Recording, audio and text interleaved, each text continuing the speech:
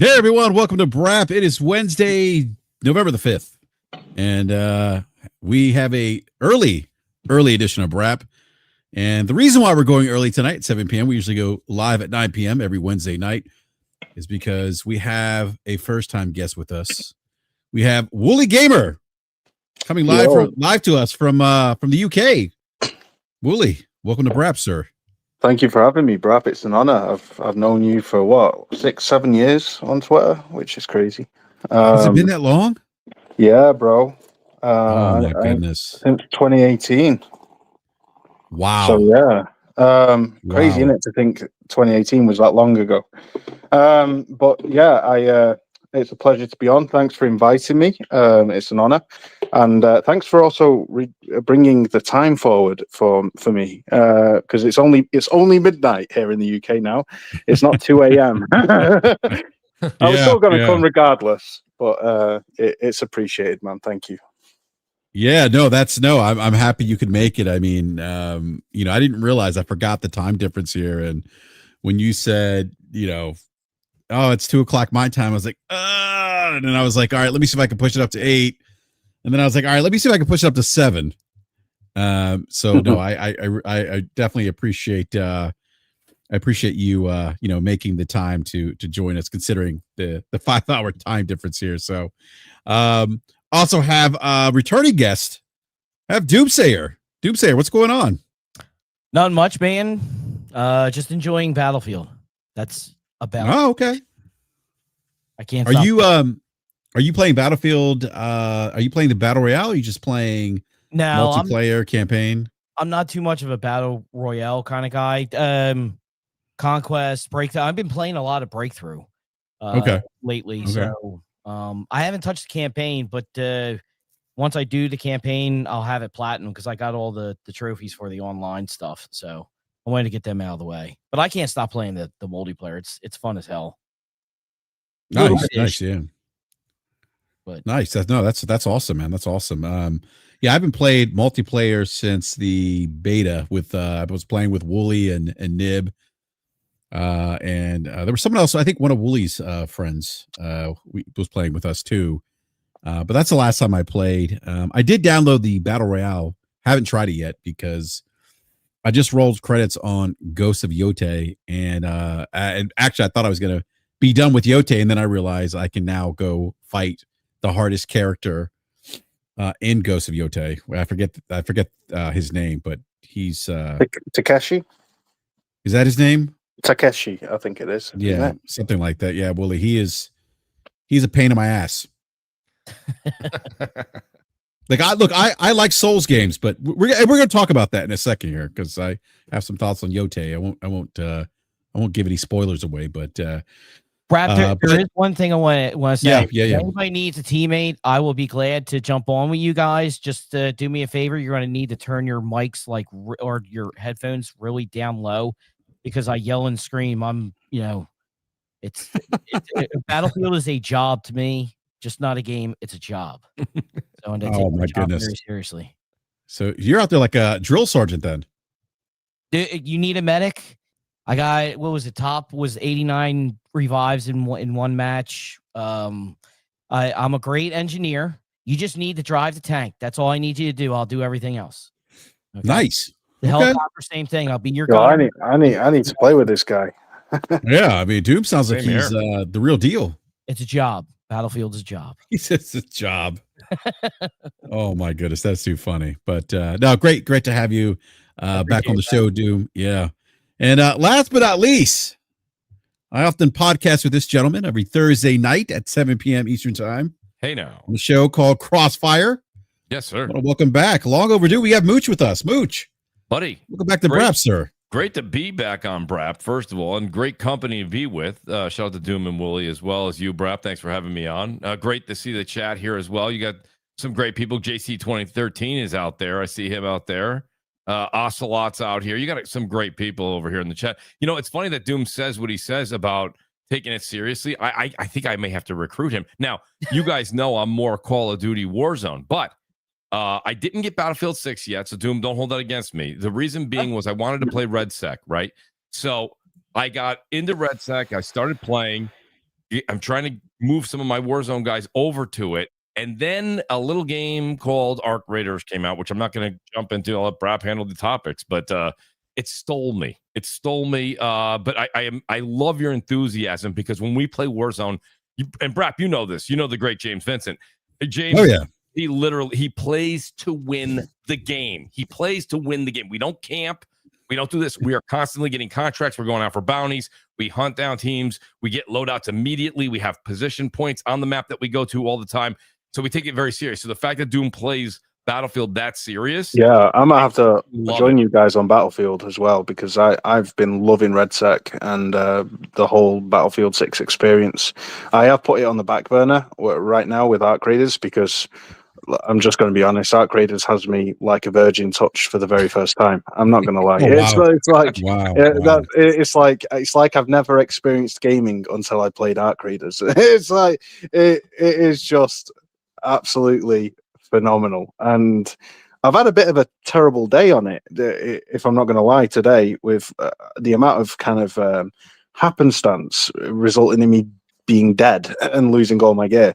But I'm still completely enthralled and hooked and motivated to jump back in. When I'm in bed, all I can hear is the incredible epic soundtrack. It's shocking, bro. It completely has stolen my life. It's ridiculous. Wow. Well, I think that is why I wanted to have you on the show tonight, Willie, because I know last week it was discussed on Crossfire, and you were very excited about this game, and we'll get to Arc Raiders here in just a second, but we're gonna save that. But no, Mooch, I did have a question for you though. Yes, please. Danny Dimes, change of scenery, doing better. What happened? You know how they do that, like Homer Simpson morph into somebody else. He's slowly morphing back into the Danny Dimes of the Giants. I don't know if you know. He had a rough outing in Pittsburgh this past Sunday. I got to throw a little shade out there, but no, honestly, a change of scenery does immense things for a lot of people in sports, and we're not allowed to talk about sports tonight because it's a gaming podcast. But I do want you to know that I do think that he has a good shot out there in Indianapolis, and the new ownership out there gives a crap about the team even more than the other one. Or the old one. So listen, this sky's the limit here for Danny out there. But I got to be honest with you. Say what you want. I'll take Jackson Dart any day. I love this kid. I think he's going to be fantastic in the future. I think so. Yeah. I really do. He's excitable. Play third and long. You're still in it. He's got legs. He knows how to move. He can throw the ball. He can read. He can read that defense pretty damn well. So I'm excited. This year's a wash. The Giants are 2-7. We're out. So I'm not going to talk about them in that light. We're right there with you, Mooch. Yeah, you got our whole outside of the Eagles. There's nobody talking smack. Yeah, I mean, we're done. I mean, we lost our best player. I mean, I know we're done. We're just done. That was a rough loss. That was a rough loss. Yeah. Brap, I do have to sit there and say this to Mooch though. At least the change of scenery for Daniel Jones is helping my fantasy team. So that's you had Daniel Jones. Yes, I picked up. Well, Joe Burrow, of course, got hurt, so I picked up Daniel Jones, and he's been putting it up because I have Tyler Warren. So, but there you go. Okay, all right. Well, listen, honestly, you went and grabbed Daniel Jones when Burrow went down, but nonetheless, look at he's paying off in dividends for you right now. So definitely. Yep, it's great. Yeah. By the way, Mooch, I'm so sorry. I never meant to cut you off then, brother. I do apologize. I saw JC's comment in the chat. I was like, oh, damn, did I really? I must have just been not thinking. I apologize. You're totally fine. I didn't even notice. Man's got me by the balls, bro. Actually, I didn't even notice, Willie, to be honest with you, but I make it effortless, bro. I cut people off effortlessly so that even they don't notice that they're being cut off. It's called charisma. The woolly charm. That is hilarious. The woolly charm. That's hilarious. By the way, big shout out to everyone in the live chat. Please do that YouTube thing. Hit the like button. I did drop the link in the live chat. Please share the link on your favorite social media platform. Let everyone know we're live. And again, do the YouTube thing. Hit the like button. If you're new, consider subscribing and hitting that bell notification so you're alerted when we go live. So I do want to go to Ghost of Yote. Now, I just rolled credits on it. I'm not going to give any away spoilers, but I'll say this. You might not give away spoilers, but Wooly might, so be careful. Yeah, Willie, no spoilers. You know what I'm like. Yeah, no. I'll look. I'll give you a spoiler. Jin is dead. Jin is dead in that game. Oh, I'm sorry. I'm sorry. Okay, Jin died. I mean, I'm sorry. Hundreds of years prior that he passed. Exactly. Yeah. No, but I got to say, I actually liked Yote more than Tsushima. And now why is that though, Brap? I mean, is it the story? I have my reason, but I want to hear yours. It's the story. It's the character of Atsu, her journey. She's an assassin. She's a brutal killer. That's what she is. I mean, she is. I said this, I think, on BRAP a couple weeks ago. As she comes across as, well, I look at her as a vigilante, right? And she is, and in that, right, there's layers to her character, right? She's vulnerable. She's clearly had, and I don't, be careful with the story, but she has clearly had tragedy in her life, right? She carries the weight of that with her, right? But she also has that sense of vulnerability, that soft side that's still there, right? But then she, in a moment, in a flicker of a moment, she could turn into this stone cold killer. Mm-hmm. And I just think she's a great character in that regard. Where Jin was a little bit more. I've heard people refer to him as stoic, and that's probably a good way to describe him.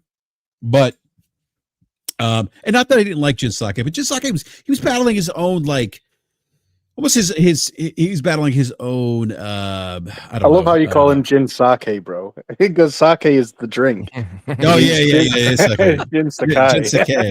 Yeah. Sake. You're right. Yeah, you're right, Willie. Jin Sakai. That's hilarious. No, but he seems to be like, while Atsu's battling her demons, Jin is battling his own norms, right? Like how he was raised, the honor system, right, of the samurai, and kind of adopting this behavior, this path that's kind of shunned upon by the samurai. So I think those are the two key, I think, differences in those two characters. But I just felt like the story was had a bit more emotional impact with me, at least. I know everyone's going to. The beauty about gaming is that we all have, and it can interpret, that experience a bit differently, right? But I just felt like that Tsushima was a bit darker in tone, or not Tsushima, Yote, a bit darker in tone, and then also had a bit more of emotional impact on me playing the game. And I don't want to get into that, because then that's gonna lead into some spoilers. But I will say this though, I love the combat in Yote.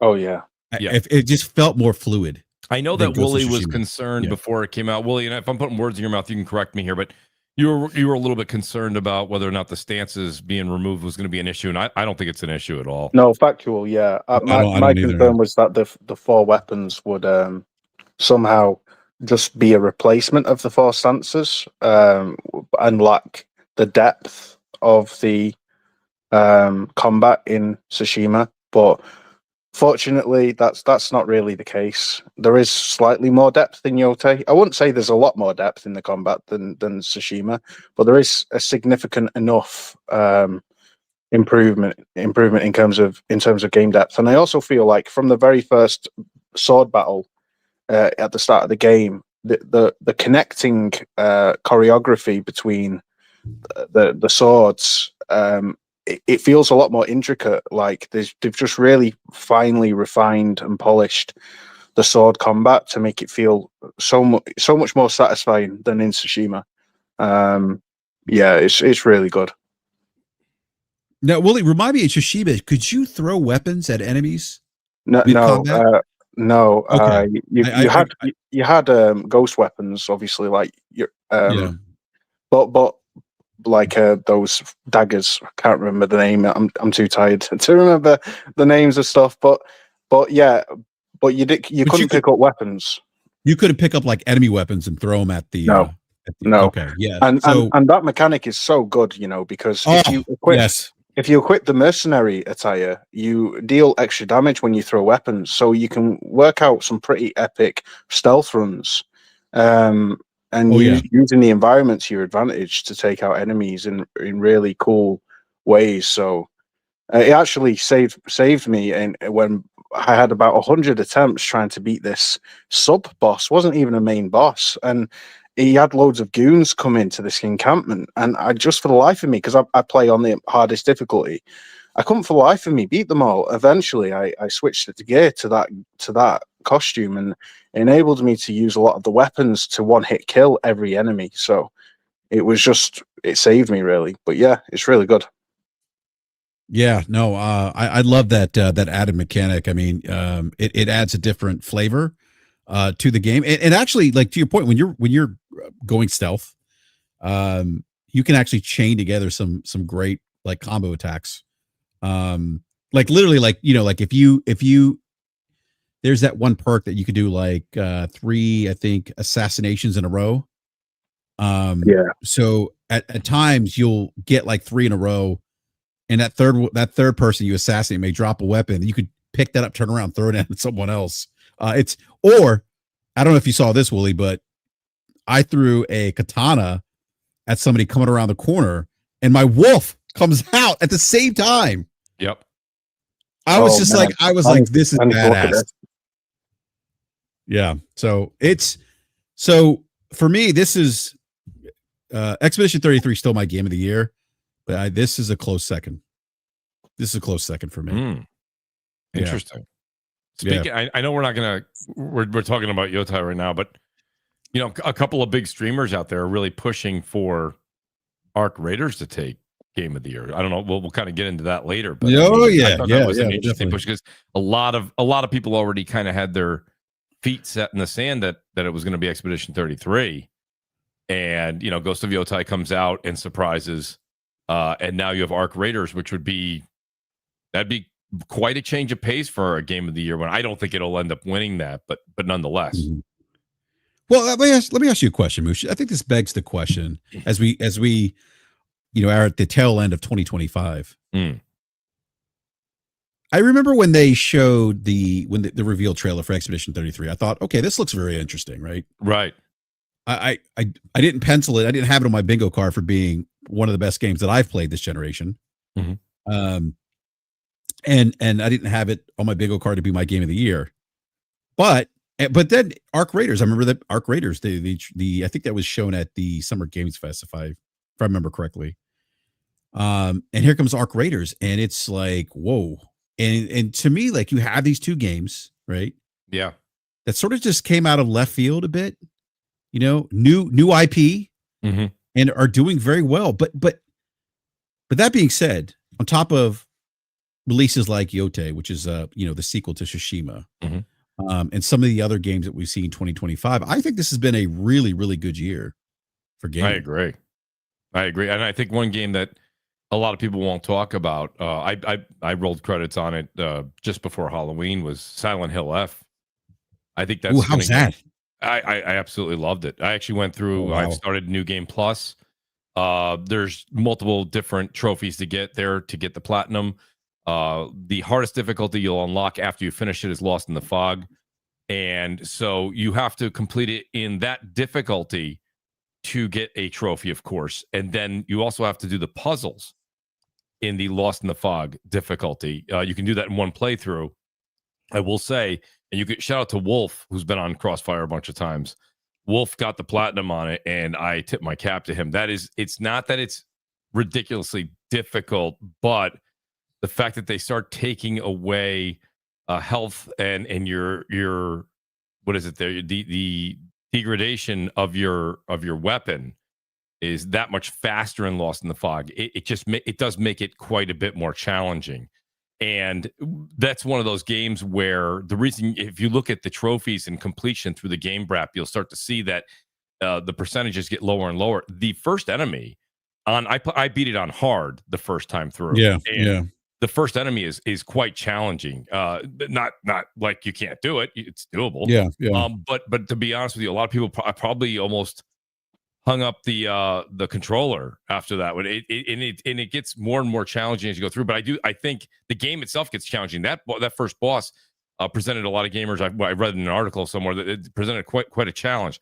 So I think it's a great game, great for Halloween. I know we're past Halloween now, but in the Silent Hill, genre world that they've created, it is a wonderful addition. And I went through and I rolled credits on Silent Hill 2 remake, but to be honest with you, Silent Hill F I liked it a lot better than Silent Hill 2 remake. So if anyone's listening to the show now or later and they're like, which one should I play? I have both of these. Go with Silent Hill F. I mean, I really think it brings a whole new realization to that genre. So I know you're talking about games through 2025. That's just one that was heavily talked about in September. Oh yeah, it's just dropped off because of Expedition 33, because of Arc Raiders, because of Yotai. It's dropped off, and I think that name should at least be in consideration for a nomination. I'm not saying it's Game of the Year, but for a nominee. Yeah, I could. The reviews for that game were pretty solid too. Yes, they were. I think it was mid to maybe 8, somewhere between 83 and 85. I don't remember. Was it high 70s? I honestly haven't looked. I was getting that game regardless. It came out at the right time. So that scratched my Halloween, game to play, and it was fantastic. Yeah, there's also another game that just came out too. I don't know if you guys have heard the game Dispatch. It's smaller. I've heard about it. So I did look it up, BRAP. I was just checking it out. I think they sold 1 million copies already. It was prime time on Twitch. And again, I always say this on Crossfire. I'll say it here too. Twitch is not a measure of scale like you use, Steam active numbers or of course when PlayStation reports their sold numbers. It's not that same thing. But this game was holding 12,000 to 15,000 people just last night at sometime around 10 o'clock at night Eastern time. Okay, 7 p.m. Pacific. Wow. And that's 12,000 people watching. And that's a game that you really, you could say it's a great one to probably watch because it's like a Telltale, right? It's like a Telltale. Exactly. Right? Yeah. But at the same time, kind of like it, yeah. You want to experience that game. So it's not like an action game or watching a first-person shooter or anything of that nature. But it's it's first of all, the artwork, the design, phenomenal. The writing. I watched literally 2 minutes because I think I'll be honest with you, BRAP. I think I'm going to pick that up. Me too. That's why I brought it up, Mooch. Yeah, shout out to Slow-Mo back. So I think Slow-Mo's playing it. I saw him on my friends list. It said friends of yours that play, and I think he's playing. I don't want to put that on Slow-Mo if he's not, but I think he is. And it man, I'll tell you, it definitely caught my eye. So it's an interesting new way to play a certain type of game like that, especially if you're a Telltale fan. You know what I mean? Which back in the day I wasn't, but if the writing is good, and I believe this is from some of the writers from Wolf Among Us. Is that correct? Okay. Can you guys? I don't know if you guys can back me up. Telltale, I don't know. Is that what it was? Wolf Among Us. Wolf Among Us is one of the is one of the. Didn't they do the Batman? Did they do the Batman one as well? Yes, Telltale did Batman. Yeah, Batman. They also did Tales from the Game Borderlands. Thrones, I think there was Game of Thrones. Yep. Yeah. So Dispatch should be on your radar. 15,000 is impressive considering at that time the only people awake are on the Australian side of the planet, and they don't even have internet in Australia. That'd be faulty. Come on, Falky has internet. Oh boy, I'm only teasing, bro. I'm teasing my American mates. Falky, if you're listening, Falky, yeah, they're just notorious for having terrible internet over there. Oh my goodness, that is too funny. But Dispatch again. I don't recall the reveal of Dispatch. I think you mentioned this earlier, Mooch. There was a press release or something going around Twitter that it sold 1 million copies, and I forget how many days.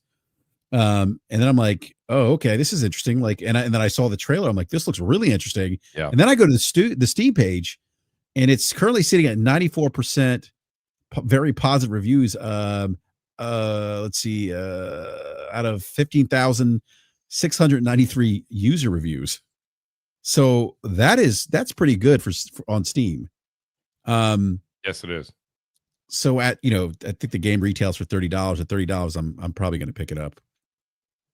This might be a good palate cleanser for, especially after coming off of Yote, spending about 50 hours in Yote. So, anyone else thinking about picking up Dispatch? Doomsayer, I know you're ingrained in Battlefield. You're probably playing right now. No, actually, I'm looking up Dispatch now. It kind of gives me Invincible vibes. That's what I was going to say. Okay. I've not even seen a trailer to it. I have to confess, I've not looked a single thing up. Wooly, look it up. I struggle with those kind of games, guys. Like I even put Batman Telltale series down, like, because it's just not. I mean, I loved, mind you, I'm a hypocrite because I loved Fahrenheit back on PS2, and I really enjoyed Detroit Become Human. So I can see myself enjoying games like this. I just need to be in the right frame of mind. And see, when I think of those things, Wooly, too, and I don't know if you have the device again, and this we're not going to leap to another topic by no means, BRAP, but that's a game that is perfect for like the Portal. Yeah. You know? Yeah. And you're like, okay, maybe you got done playing Battlefield, or Will, you got done with Ark for like 3-4 hours, right? And you take a break, and then you're like, all right, you're heading off to sleep, or you're gonna go relax this now on the couch, and you have the Portal, and you're able to play a game like that. That's a great game to play for that. You know what I mean? Yeah, exactly. Wooly, did you ever play The Expanse? No, I've heard good things about it, bro. I've heard really good things. The Expanse, the not the DLC, just the game. Play that. That's very good. That's that if you like sci-fi and all that kind of stuff, it's a very good game. Do not buy the DLC, because all you're doing is walking around an office looking for stuff, and that's it. But the game itself is very good. I think I've actually got it, I think that is Telltale that did that one. But yeah, if Dispatch is anything like The Expense in that, oh yeah, I'll definitely pick it up. I love games like that. The Walking Dead stuff, like you guys were sitting there saying, Borderlands and Game of Thrones and things. I like games like that because just like Mooch sat there and said, you can actually just sit back and you're not button mashing or anything like that. You're just relaxing and enjoying the story and that kind of stuff. Yeah, that's why I was thinking about picking this game up, or that's why I am going to pick up this game. But for the reasons you just mentioned, Doomsayer, after coming off Yote, and before Yote wrapping up Death Stranding, those kind of heavy lifts in terms of gaming. This might be a good palate cleanser, just to kind of just sit back and kind of just enjoy the experience. So, I do want to move on to some Nintendo Switch 2 news here, because apparently consoles are dead, or maybe they're not. Yeah, probably not. Yeah, probably not. This so article by that's hilarious. GameIndustry.biz. Switch 2 reaches highest global sales of any Nintendo platform in first 4 months of launch. Let's think about that for a second, gentlemen. Nintendo's been around for, I don't know, 40 plus years now. Single-handedly revitalized the console gaming space after the notorious crash of 1983 of the video game market. But this is pretty impressive. I mean, all this with, in light of, economic challenges, inflation, things like that, and an increased price point for the Switch 2 in comparison to the price when that to the Nintendo Switch when that console launched. But that is impressive. The sales of the Switch 2 reached 10.36 million units during its first 4 months on the market, more than double of what the original Switch achieved during that same time frame. Now, the Switch is, I think, the second best selling console behind the PlayStation 2.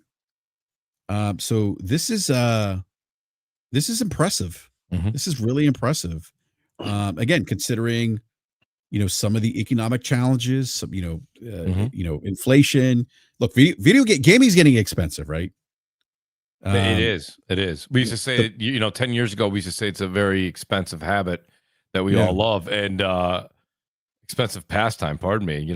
To be honest with you, it's getting more and more expensive, BRAP. But just to kind of piggyback on what you're saying, you as a consumer, and I'm saying you hypothetically, when you're buying a Switch 2, you're going to get an outstanding product, and that you're going to get games, right? So your investment.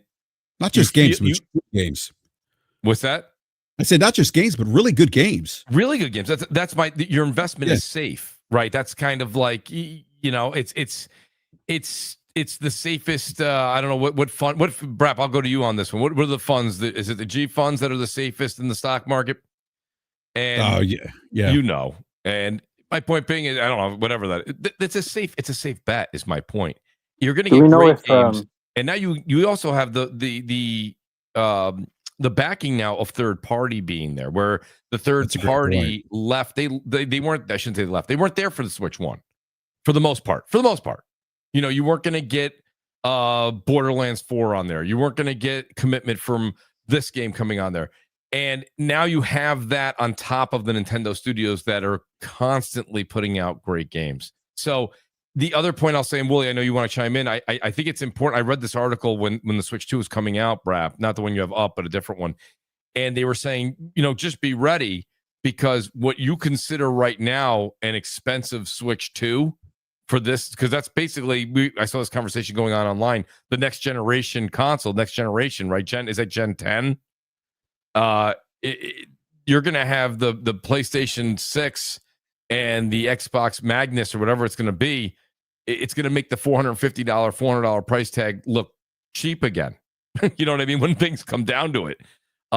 So yes, it is more expensive than the Switch 1. But when we have the PS6 coming out, whatever, you can't say a number because nobody will ever agree with you. You say $700-800, they're like, come on, it's gonna be $1,000. You say $1,000, they're like, nobody's gonna pay $1,000 for a PS6. It's gonna be $800. So whatever, somewhere in there, it's still gonna be a lot more than a Switch 2. So the Switch 2 is still gonna be the more economical choice for a lot of people as we approach next generation in 2027 for the Xbox and PlayStation. So, when you say it took a price increase, I think it certainly did. But it's also, everything's going up, BRAP. So to say that the Switch 2 was going to be $299 again, that's crazy talk. Yeah, no, I didn't expect it. It's the new Donkey Kong game. Is that crossplay? Sorry, not crossplay. Is that cross-gen? I don't know. It's actually a great question. It's not. No, I don't think so. I don't think so. Why I was going to say is I'm not here in any way, shape, or form trying to diminish this achievement. I'm not some salty console fan who's like, Nintendo sucks, But I do think they've played the market very well for it to be so successful for several reasons. One, they stretched out the generation to quite a ridiculously long, insane length of time to make people absolutely desperate for an upgrade in terms of hardware performance. So that it's not kind of like, oh, I can wait. But also they did it to the point where kind of the Switch now is so old and so weak in its performance that modern games just aren't being made to support it, and they themselves haven't supported it with cross-generational releases. So that has kind of like incentivized day one purchase in addition to the hardcore established audience being there straight away to boost sales to the max. They definitely have kind of, I don't know, made it necessary almost to buy a Switch 2 if you want to stay in the Nintendo ecosystem and kind of be part of their cadence of releases. Does that make sense? Yeah, no, I think it's a very interesting point, Willie, about the longevity of the Switch, right? That there maybe creates some pent up demand for a new device. And to your point about the Switch hardware being a bit old, and it might be able to run some of the more modern type, or not modern, but some of the games that released later on this console generation. Yeah, I think it's the OLED kind of kept placated a lot of people for a while. Because it was new. A lot of gamers for some time. They haven't supported. They haven't brought one single cross-gen release title, have they? So they've simply upgraded already released Switch games, but they haven't released new Switch games with the Switch 2. Yeah. So I want to. That's a fair criticism too, because when you think about it, BRAP, typically that's not in Nintendo's wheelhouse. But Willie's right. they had Mario Kart World, which I picked up, and I picked up Donkey Kong Bonanza, which is very good. Shout out to the great Lord Metroid. I don't know. I'm pretty sure he'll be catching your show later. He just sent me something really cool. He was like, "Yo, Mooch, I know you're playing Battlefield. I know you're playing this. I know you're playing Arc Raiders." He's like, "Here," and he sent me a code for Silk Song on the Switch, which, by the way, it feels so good playing it there. But they didn't come out with a whole lot of their first party big bangers. You know what I mean? Mario, Zelda, Metroid Prime coming out soon, but yeah, that was something that was very dicey, I think, on their part. And look at it, BRAP. It apparently didn't affect anything. I mean, it is currently the fastest selling console out the gate right now. So that's an unbelievable award to have attached to your console at launch or within the first year. That's amazing. Yeah, and here's the other thing that I found very interesting. And this dovetails into the narrative of, they're just selling the platform owners are just selling hardware to the same consumers. We know that's not entirely true. We know that with the PlayStation 5, I think it was about a little bit less than a third of PlayStation 5 owners did not own a PlayStation 4. And with the Nintendo Switch 2, 84%, and this is according to Nintendo, 84% of the Switch 2 users are players who transitioned from the original Switch, while 16% are new. So, I like to bring those up. I like to share those numbers because people tend to drive that narrative of, well, they're selling to the same people and it's not growing, and that argument. And then lo and behold, we have the numbers that paint a completely different picture. Yeah, so, they appeal to the gaming PC, the handheld PC market too, in terms of the form factor, the quality of the product. I think as handheld PCs are getting more popular, it's kind of starting to attract more of that audience to handheld gaming in general. So I would imagine that they've attracted some PC gamers as well as obviously the tried and true fans of the original Switch. Well, don't forget too, you have the word of mouth of how popular the Switch was, and you have how long was the Wii? The Wii came out in 2017. Mm-hmm. So it's an 8-year gap. That there's a whole new generation of gamers coming into gaming, right, BRAP? I want to welcome Gabe Newell to the show, by the way. It's good. Hey, good night, gentlemen. I hear people keep coming after me. Amazon came after me. They just got folded up. I hear Microsoft is coming after me now. I just need people to understand that, I'm called Gandalf the Wise by, PC gamers. Like, it's not happening. Yeah. You got Death Singer and D-Batch coming after you, bro. Oh, there it is. No, they got him. They got him, guys. They got him. Drop the beat. Drop the beat. This happened on Crossfire with Logic. Oh, did it really? Yeah, you gotta boot him out, and then he's gotta come back in. All right. That was a pretty awesome beat, that game, Logic. Yeah, Logic, you're going to have to drop back out and come back in. All right, he left. All right. Yeah. Yeah. Hero Down Under goes, that's every week. It wasn't Saturday when he was on with us and everything. Yeah. Well, I think they really are after him, lads.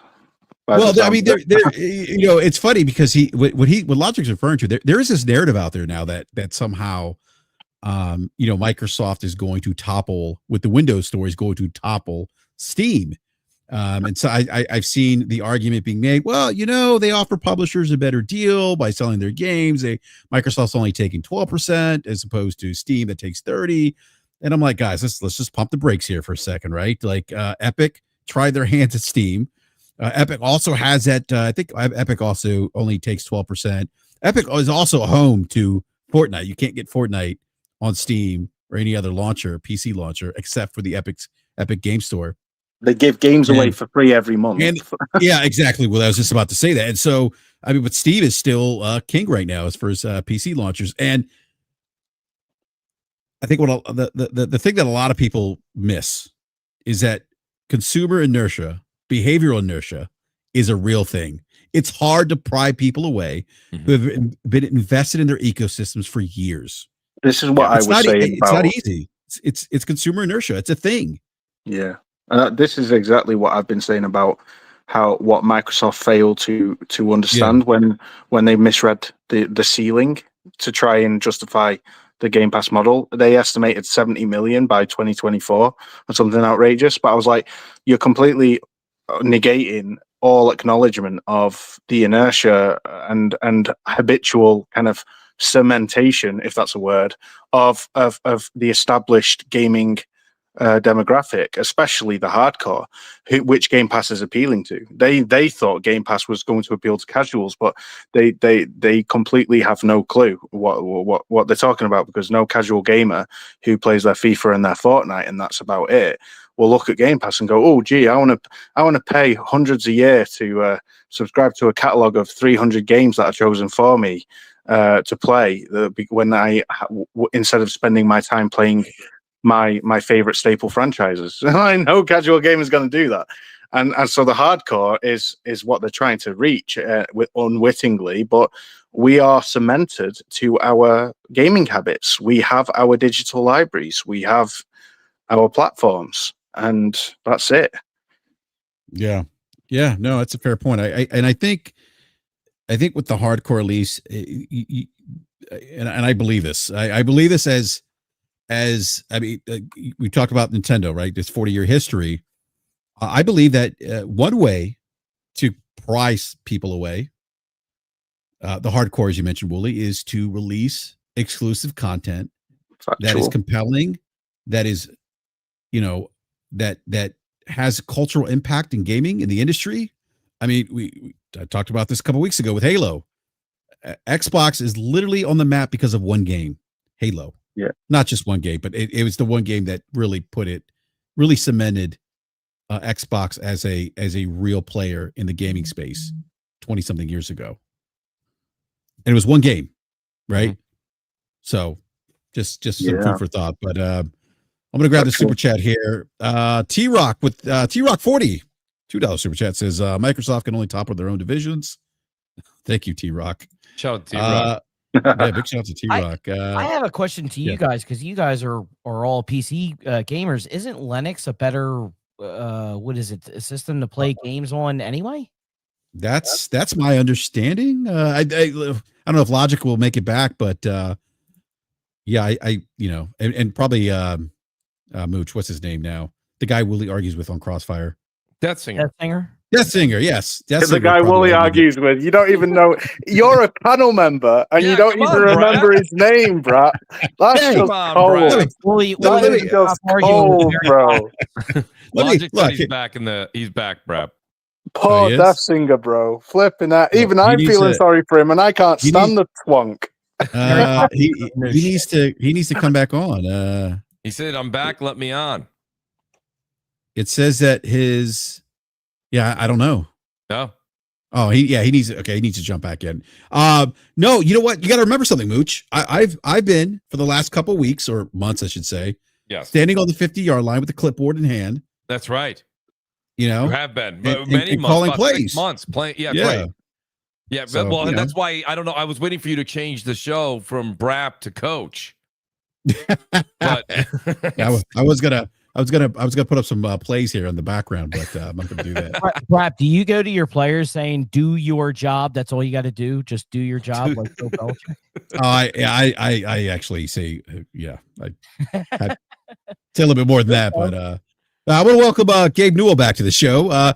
Gabe, Doomsayer has a question. He was asking us if Linux is the better operating system for gaming. So before I start botting again, let me apologize. This is a Mac Mini problem where Apple does some weird stuff with the USB bus. So apparently, even though I have that ecosystem, even though I have the bus powered on its own power supply, it is apparently still dorking up. So if it happens again, I will shift to a Windows PC. But No, I mean, I wouldn't say Linux is an inherently better operating system. So, first of all, like the Steam Deck is not running Linux games, right? The Steam Deck is running Windows games through an interpretation layer called Proton. So there are both. There are native Linux games, and then there is this interpretation layer. Way back long ago, there was this effort to push to try and get developers to make more native Linux games.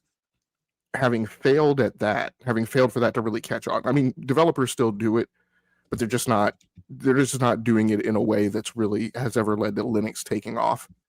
So now Steam includes this Proton interpretation layer along packaged right as part of Steam OS.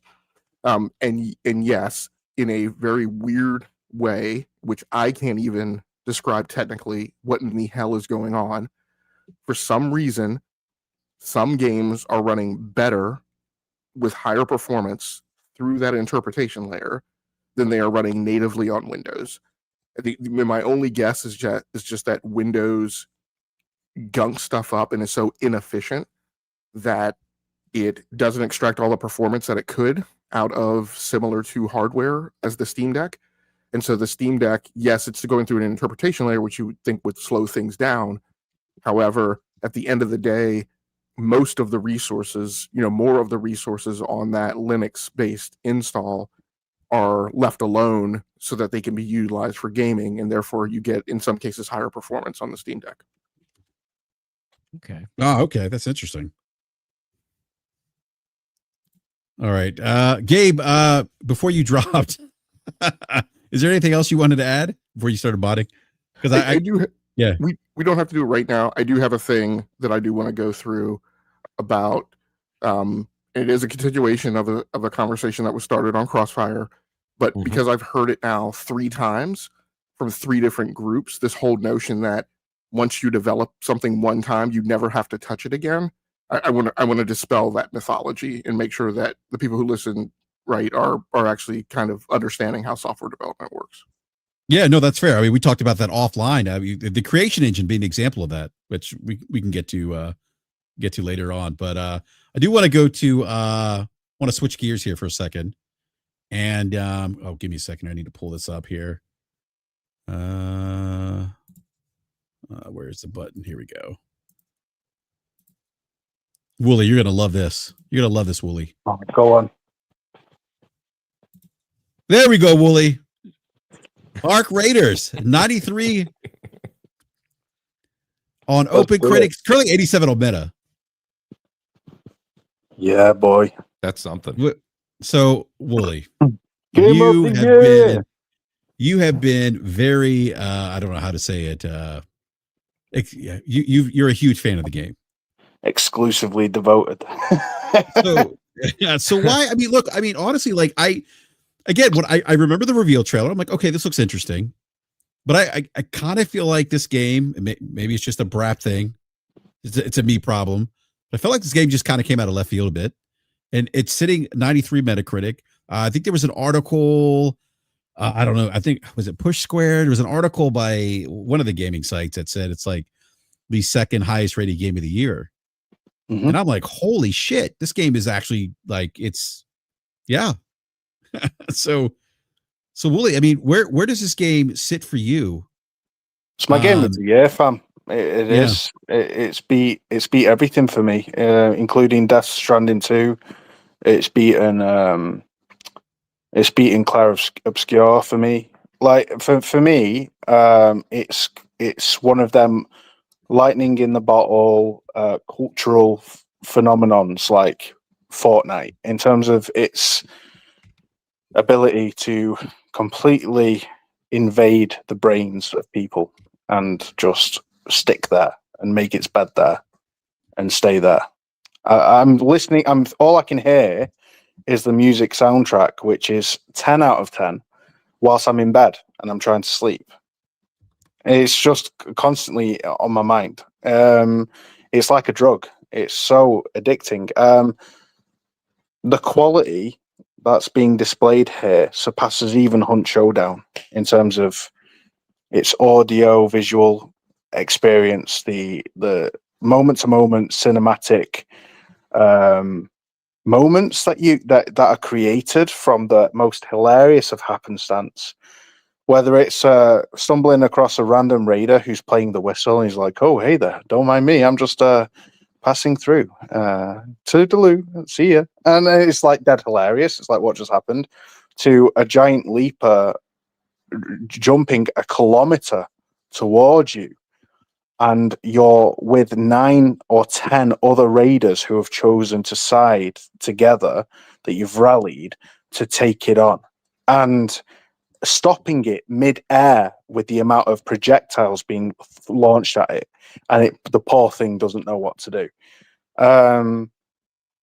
To being, I don't know, freaking outnumbered 3 against 1 or 2 against 1 in a corner, and you've also got a Rocketeer on your ass, and Rocketeers are the most terrifying foreboding presence in the game. They are so scary because they're like jellyfish, right?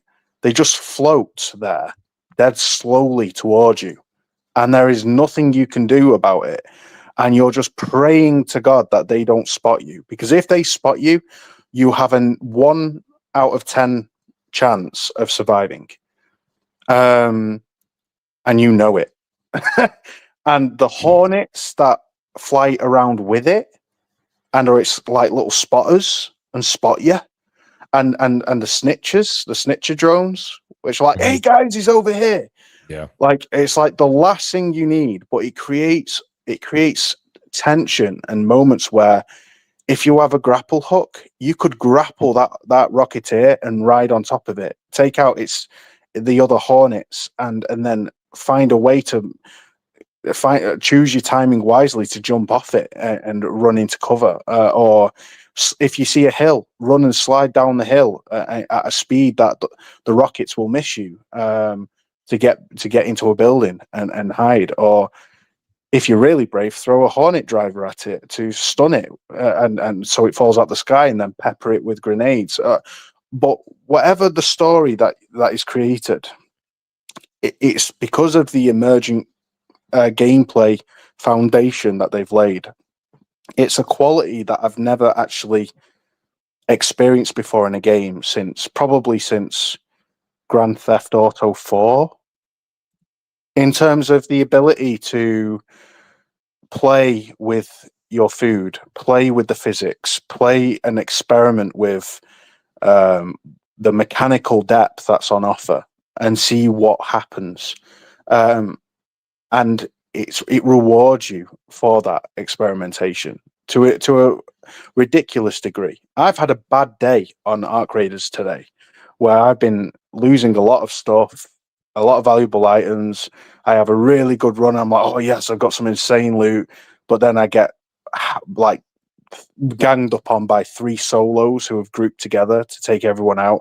Like, there are things that happen that really peeve me off, but I just wanted to jump straight back in. It doesn't put me off the game. It doesn't put a bitter taste in my mouth. It feels fair. It feels like every victor's loot is someone else's gain, and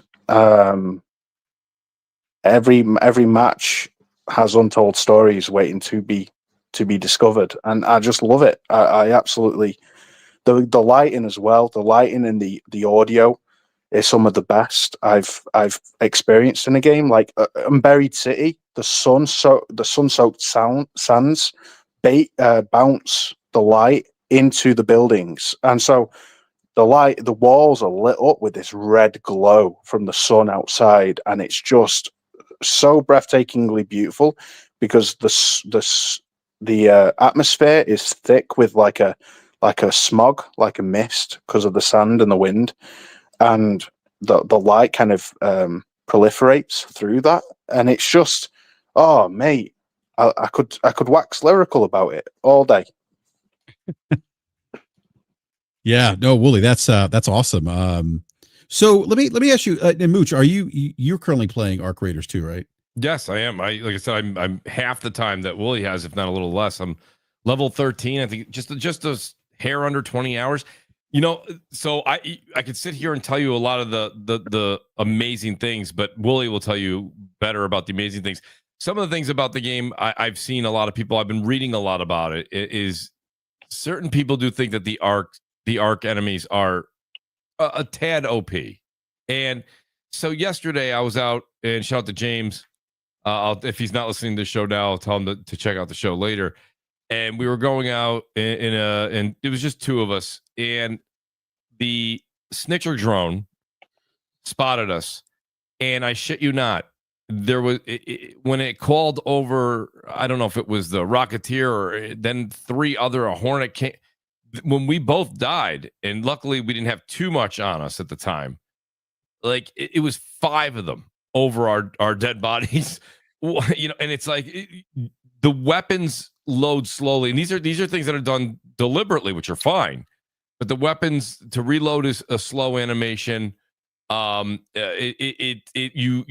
definitely get your stamina, which I'm trying to get my stamina, my mobility part of the skill tree up as much as possible, which I encourage a lot of people to do. I will also say that Wooly did some great, he put some great footage out when the game first came out, the first 3 to 4 days, and he was showing how there's like the community, you know, because you can do open chat, and you can be like, you know, don't shoot, and then you can be like, yo, I'm just searching, I don't have a lot on me, don't, you know. And there was a lot of that. I have not had that effect when I'm out with my team or I go solo. Like it's I'm like, hey, don't shoot, and it's like, you know, guns blazing. I'm like, all right, we're shooting. You know, and it's like, I haven't found the friendlies out there. I'll put it that way. I've found only, like, you know, people that want to fight, which is fine. But like, it's just when you have drones over you, and then you run into a team of 3 and you're solo, there is a time where that, and it's weird because everything I'm saying sounds like a negative. It's not, because even when you lose items and you're out there and you're experiencing this, what I'm just saying, all I want to do is get back down there.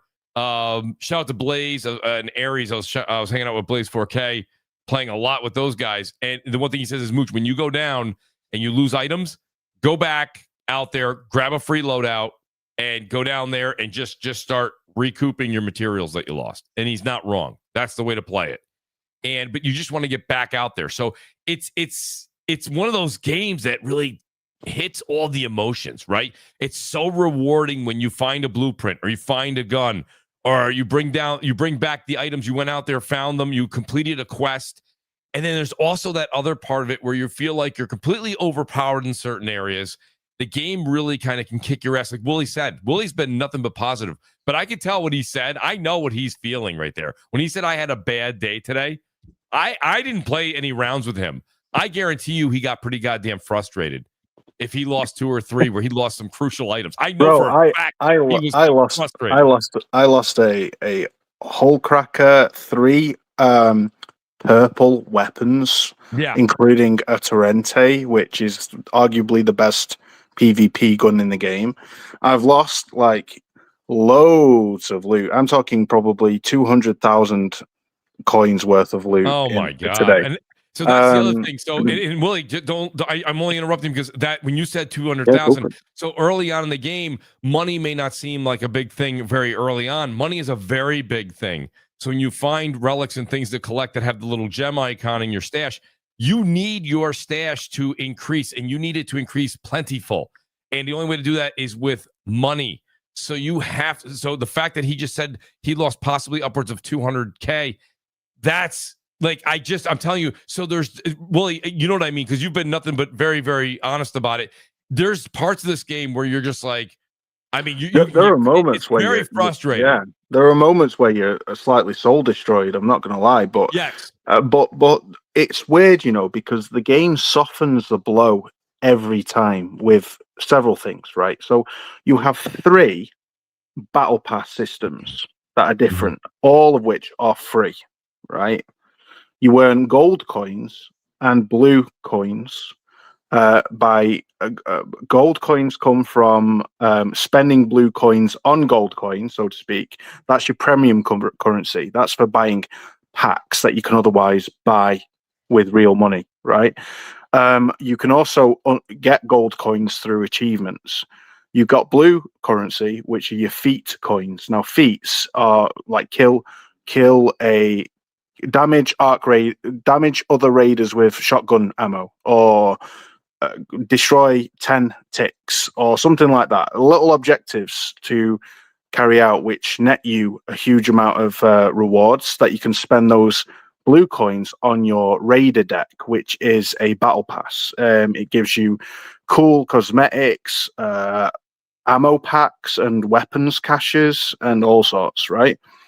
And then you've got trader quests, which they give you, where if you complete a trader's quest, they give you generous items. And then you've got, on top of all of that, XP rewards, where if you reach a certain XP threshold, you're rewarded for that XP with credits and even random loot drops even if you die, right? So you don't get any XP really for killing raiders. You only get XP really for looting and destroying arcs. Your raider XP is very small. You get XP, but what you do get from raiders is their weapons and stuff, right? But if you like, I got a purple backpack, a purple tier loadout crate for reaching for getting like 10,000 XP on a run. So it is really kind of generous in how it rewards you, and you can just get all your junk and just sell it for like 70 to 100,000, and then just think, you know what, I'm going all out, buy whatever you want. And if you increase your stash, you can get everything that you see, and then stash it away, and then dismantle it all, and you can get it all back really quick. You also have a trader called Celeste, where she takes seeds that you collect in the game. You can collect more seeds manually to bring extra home, but you automatically bring some home anyway. And they're another form of currency that you can spend at one of the traders called Celeste, and you can get like all kinds of stuff from her. And then your refiner, where you can create complex mechanical components and stuff like that. The game gives you so many mechanics to soften the blow of a bad loss. I might have lost like 200,000 coins in this game, which, to put that into perspective, that would give me probably 4 of the most expensive guns in the game. That's how much money I've lost. Like, if I was to spend like the hull cracker, which is a rocket launcher, a grenade launcher that destroys mechs, like they're made of tissue paper, costs 30,000 coins. So that gives you a perspective of how much I've lost today. But nevertheless, my character has progressed really well today, and I've unlocked a load of cool stuff for my character. So yeah, it's brutal, it's demanding, it can be soul destroying, but it's also incredibly rewarding, if that makes sense. Think about it this way too, BRAP. What Willie just said. I mean, that's a multiplayer game that has that many different ways it tugs at your heartstrings, right? I mean, there's just reward that, I mean, when we've actually what is it there? Made it back down to Esperanza and going down, as you can see on the screen right now, but everyone's watching, and you get to actually extract down back to safety. There's times the team is just like, holy shit, yes, my God, everyone's just like pumped. And then there's other times you're just crawling back in, just barely making it. And then sometimes you're right there. You're right there, and you get ambushed by another team, or there's just such a presence of arc out there that you just can't finish that deal right there. There's just so much to it. I will say this much, though, and Willie, tell me if you agree with this. Anyone who's watched my streams on Twitch or has gamed with me knows this. Like, I love collectibles. So I love the stash. I love having a million things to siphon through in between rounds and going in and recycling or deciding to sell items, or you can break things down when you're out in the world. And you know, you could take like I'm making this up here, but you could take like a remote control, or you could take like a a battery, and it'll a snow globe. Yep, a rare snow globe.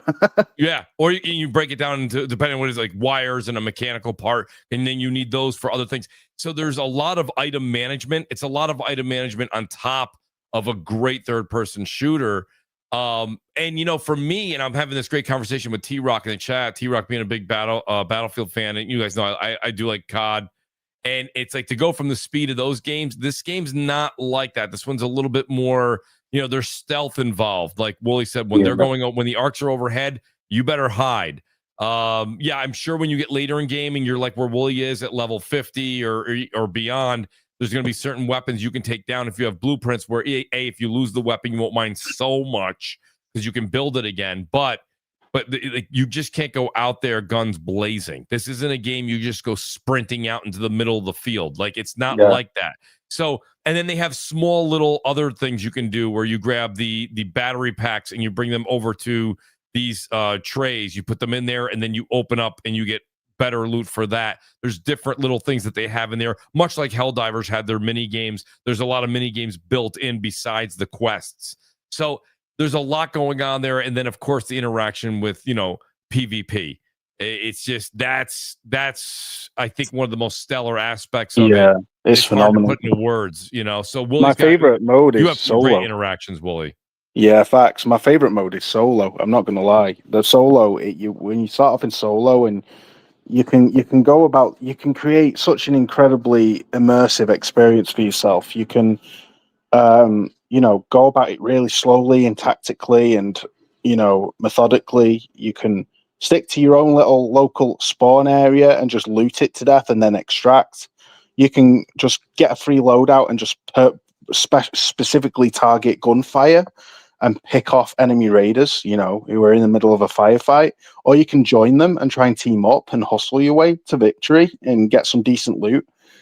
I teamed up with 9 different raiders just earlier on today, and one of them, as we were fighting the robots, one of them died. I didn't have a revive, and then I looted him and I got loads of cool stuff from him, and then I was killed, which was a shame. But and I lost it all. But the point is that you can be so flexible in this game to kind of work around the disappointments that. The joy, the thrills, and the positive experiences far outweigh any negative moments of like, oh damn, or frustrations. Yeah. It's so BRAP. You hear what we're saying? I mean, BRAP, the king of all FOMO. I'm wondering what's happening here, BRAP. Do you think this is something that is in your wheelhouse for possibly the near future? Is it maybe a holiday pickup? No, it's a great question. And look, I was excited listening to Wooly and the panel discuss their our Arc Raiders last week on Crossfire. Yeah. My only concern with these games. Yeah, go ahead. That there are concerns. Is that like I live this with Helldivers too. And Helldivers 2, look, I enjoyed my time playing Helldivers 2. It was fun. But then I left, went to play a single player game, came back, and all my friends were gone. Yeah. And so that's my concern with these types of games. Like, I don't like, I think it's great. Like Willie, you said, you can play this game solo. I don't. He says that. He said, BRAP, I only interrupt you. I've played solo rounds. Let me tell you something. Yeah. For it not being a horror game, it's terrifying. It is one of the most terrifying experiences in video games. Really? It's so atmospheric, bro. It's so scary. The sound is so insane. You hear everything. So anytime anything even sounds like another footstep, you're like, what was that? Who's there? What's going on? And then if you, God forbid, you hear any of the arc sounds that are absolutely they go right up your spine, it is the most, and God, again, and then also, what if you actually pick something up of value that you needed or want? Now you're creeping. I need to extract. Please extract. Please extract. Let me just get to the extract. Let me just extract, please, God. And you're talking to yourself, and you're just like, my God, I gotta go. I gotta get out of this. Please let me get out of this. I won't ask for another extraction today. I just gotta get out. Like it is. And you said Helldivers. And I do have to say that the key, there's two elements here. And Wooly, tell me if I'm wrong. And Brap, tell me if this solidifies maybe one of your concerns. The reason Helldivers, when you went back, they weren't there is because I think it was missing that PvP. I think that was a big part of it. It gets repetitive. It gets repetitive. The friendly fire thing that people were loving in Helldivers 2, which was comical. You know, the same joke does get old. It doesn't matter if it's a comedian telling it or a game, right? It gets worn off. There's only so many times like T-Rock can shoot me by accident before I'm like, okay, right, T-Rock. Exactly. But, you know, and then the other thing is I like that they showed us they have a roadmap here for November. They have a roadmap for December. And the developer said we're going to stick with it. The thing is now it's on them to keep this audience here on that extended content. I was just I should have recorded it, mate. I'm gutted that I didn't. I was in this huge underground tunnel network. And there's another thing, BRAP. The scale in this game, the monolithic structures. When you have the FOV to about 70, not super high, it makes it look super gamey if it's super high. And I just hate it. PC players, that's insufferable with that. They have the FOV on max, so they can see everything. And I'm like, dude, use your ears and stop making everything look really small and zoomed out. It's just silly, right? But anyway, the monolithic structures in this game are so immense that it sometimes inspires awe. Like there's this huge underground tunnel network on this map called Blue Gate. And I'm actually playing, and somebody just said hello to me. And these structures go like half a mile deep, bro. Like they're incredible. And I was just on one of these like ventilation shafts overlooking this like pathway that this enemy was on, and I just went hello like that down my mic, and he was like, where are you, and I was like, this is your conscience speaking. Are you lost? And he was like, I'm looking for a damn rusted gear, and I can't find one, bro. And I'm so annoyed. I said, I actually have one back in my stash at home base. Do you want to team up? And he was like, yeah, sure, bro, let's do it. Can I trade you? Can I trade you? I was like, sure. Give me. I can't remember what I said. But I needed something or other, like, simple gun parts. I said, I need simple gun parts. Give me simple gun parts. So he gave me them, and then I befriended him. We extracted together, and then we joined each other, went back into a raid, and I dropped for him what he was after. And he was like, oh, thank you so much, man. Lifesaver. I've been looking for that for like 2 hours so that he could upgrade his workbench. You know, like, there was just such awesome moments that just can't be found. You know, when you say, and Willie, when you give that example, just to give the audience, I said this to James when we were playing the other day. I said it truly is, we've used the words open. I think I said this on Crossfire last week. We use the words open world game. And when we think about that, we think about games from the 360 era of like Far Cry 3. And then you think about games like Red Dead Redemption 2. And that's big open world where you can enjoy going everywhere. But there's side quests you have to do. Yes, you'll stumble upon a little thing here or there, or maybe a side story thing here and there. But like, it's pretty much still like even Yotai, you have your side quest, you have your main quest, and you kind of go through and you can do whatever you want. This is unique in the fact of what Wooly just said.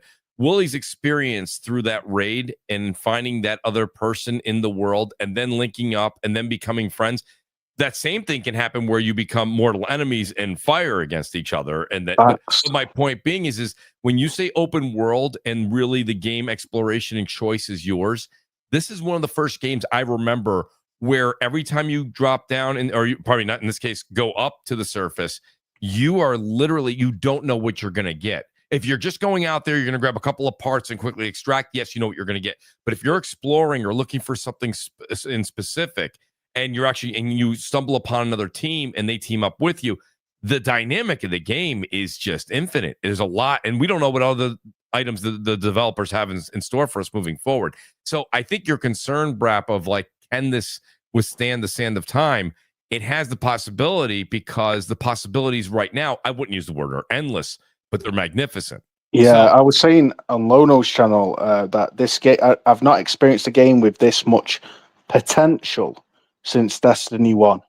like the potential this game has to be an established franchise of they could release a huge sprawling open world DLC for a single player campaign. The foundation is there already. They could continue to drop really cool epic maps.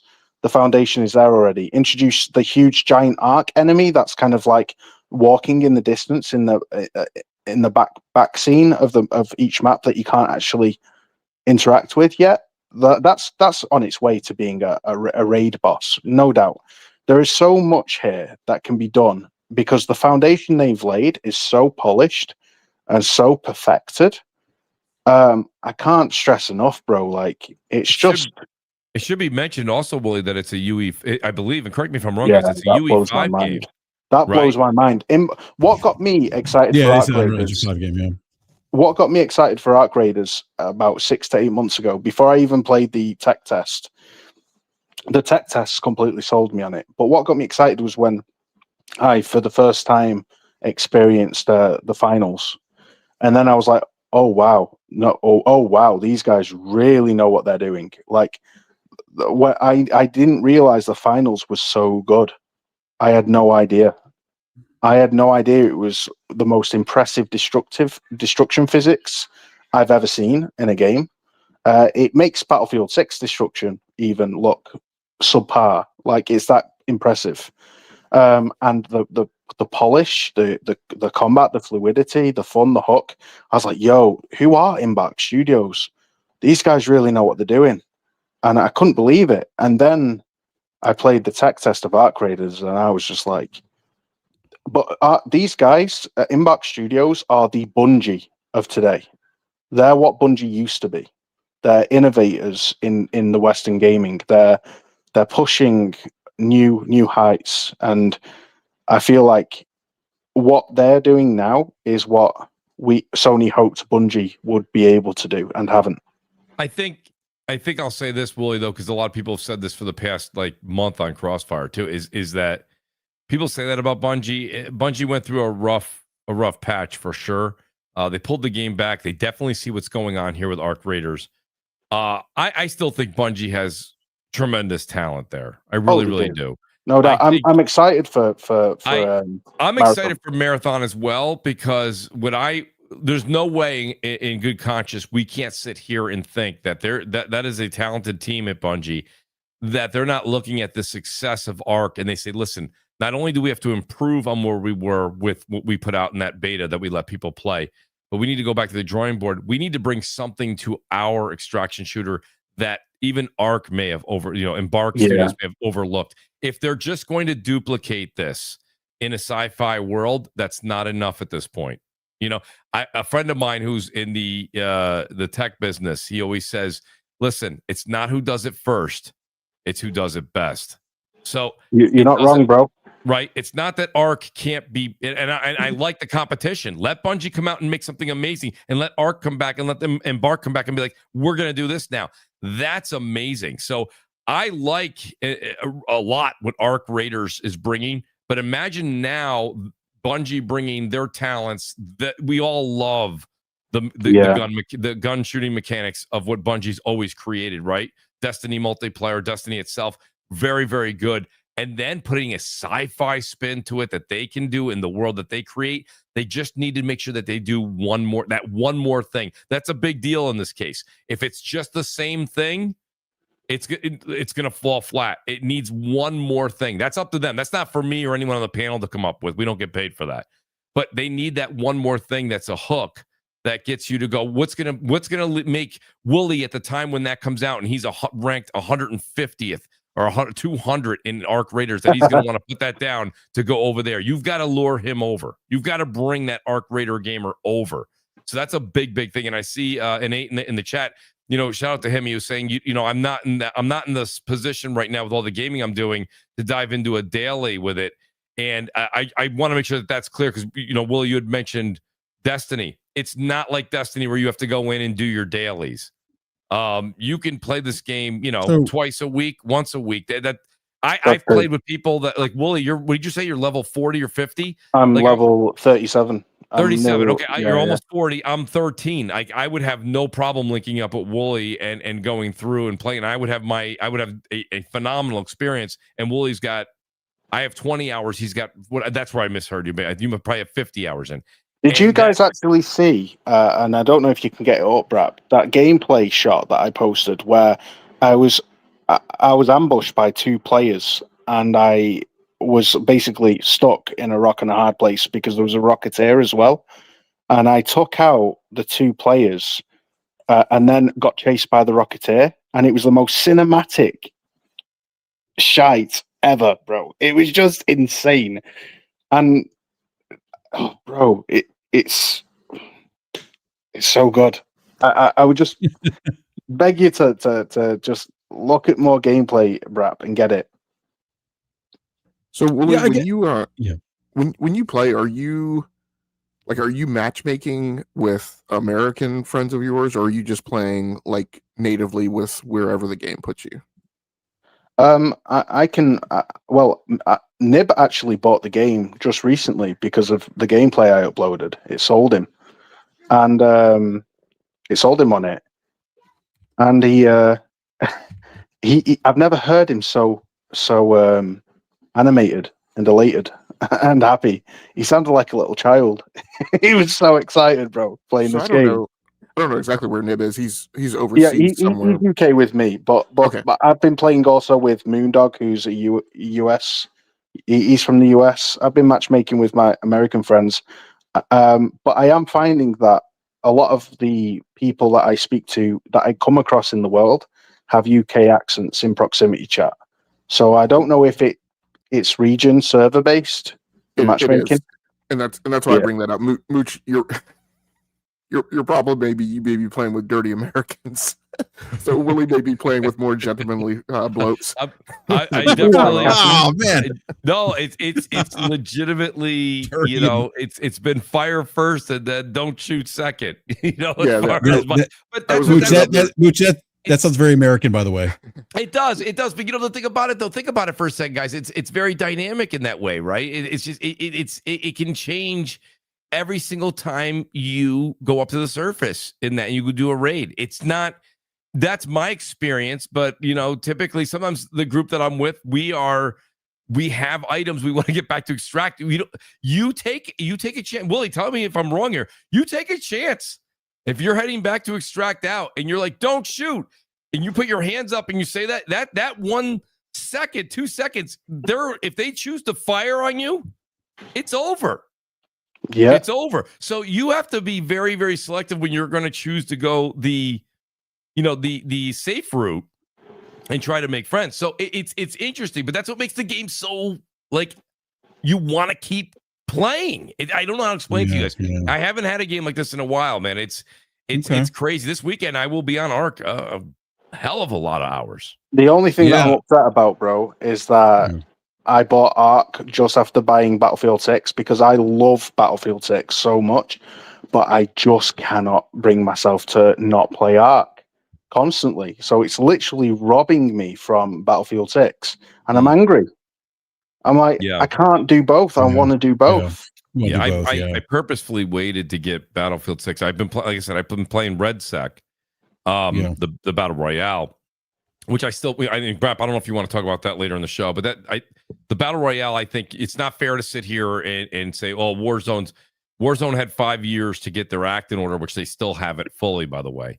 But I think RedSec needs a little more time, like you say, to cook, because it's got a great foundation, and I think RedSec's going to be around for a long time. That's going to be here. That's going to join the ranks of the other battle royales. I just think they need to work on a few things to make that experience a little bit more smooth. But other than that, Battlefield RedSec is also right there. I waited on buying Battlefield 6 because I'm going to end up picking up Black Ops 7 this upcoming week, and in between that and Ark. And then playing, I have 40 hours in the Yotai, and I still have a lot more to do. A lot more to do. Yeah. I mean, I beat it in 50, but there's still side stuff I have to do. Yeah. Let me grab some super chat here real quick. Donnell Brown with the $5 super chat says, BRAP and Mooch, Can you tell me who the best team in Major League Baseball is? No, I'm not going to answer that question. I think we all know. Well, it's the Mets, Friday's of results. course, but I mean, he said the best team. I mean, the World Series champs are the Los Angeles Dodgers. Congratulations, Danelle. Yeah. But you know the Mets. We do have your number. We will see you next year. And then the Gaming Ledger with the $5 Canadian says, how does news and speculation break on two CSS logos on a store backend arbitrarily put side by side? Have a great show, guys. Thank you for that super chat, Gaming Ledger. And yeah, I guess again, my only hesitation with pulling the trigger on this game is the longevity, right? Are my friends going to be there? Because I Destiny was probably the one game, if I think about live service games, right? Where I was okay with going solo, where I was really invested, where there was a good story arc. I mean, the raids. I mean, we can go on days about the raids. I actually prefer the raids on Destiny 1, but I spent it was a time sink. So for me, it's, do I want to invest the time, into a game where I need to do a little bit of grinding, right? Which is going to take away from my from playing other games that I want to play. But the big thing for me, though, honestly, is really like, are my friends going to be there? Because I find that these games are best enjoyed, in my opinion. I know Wooly said you don't have to play with your friends, but I feel like with the to Logic's point on the American server side, it's probably best to play with friends. So I've been making friends in the game, and a lot of the people I play with in this game are people that I've met in the game. Yeah. Which obviously I play with some friends as well from like Twitter and from the podcast, like Nib. I play with Nib a lot and others. But and Ghost in the Shell as well. I play with him. Okay, Ghost is playing. Ghost joined my a few rounds. I will say this, BRAP, you started the segment talking about Nintendo Switch and how gaming has gotten more expensive. It is worth noting, we haven't mentioned it this far into the ARC topic. It's a $40 title. It's incredibly good value. I think that's worthy of bringing up, right? I mean, I've got 20 hours into it. Willie's got 50. I can tell you right now, again, the longevity, I can't answer that. You have the map up right there. That's the BRAP on screen. That's the best to answer that question and to know that the community's invested.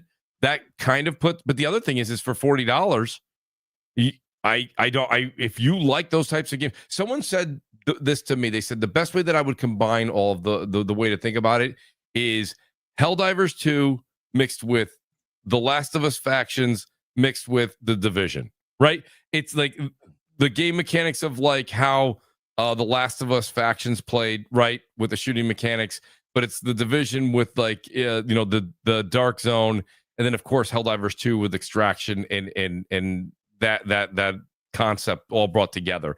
If that doesn't entice you, don't spend the $40. Well, I had fun in the Dark Zone and Division for sure. Right.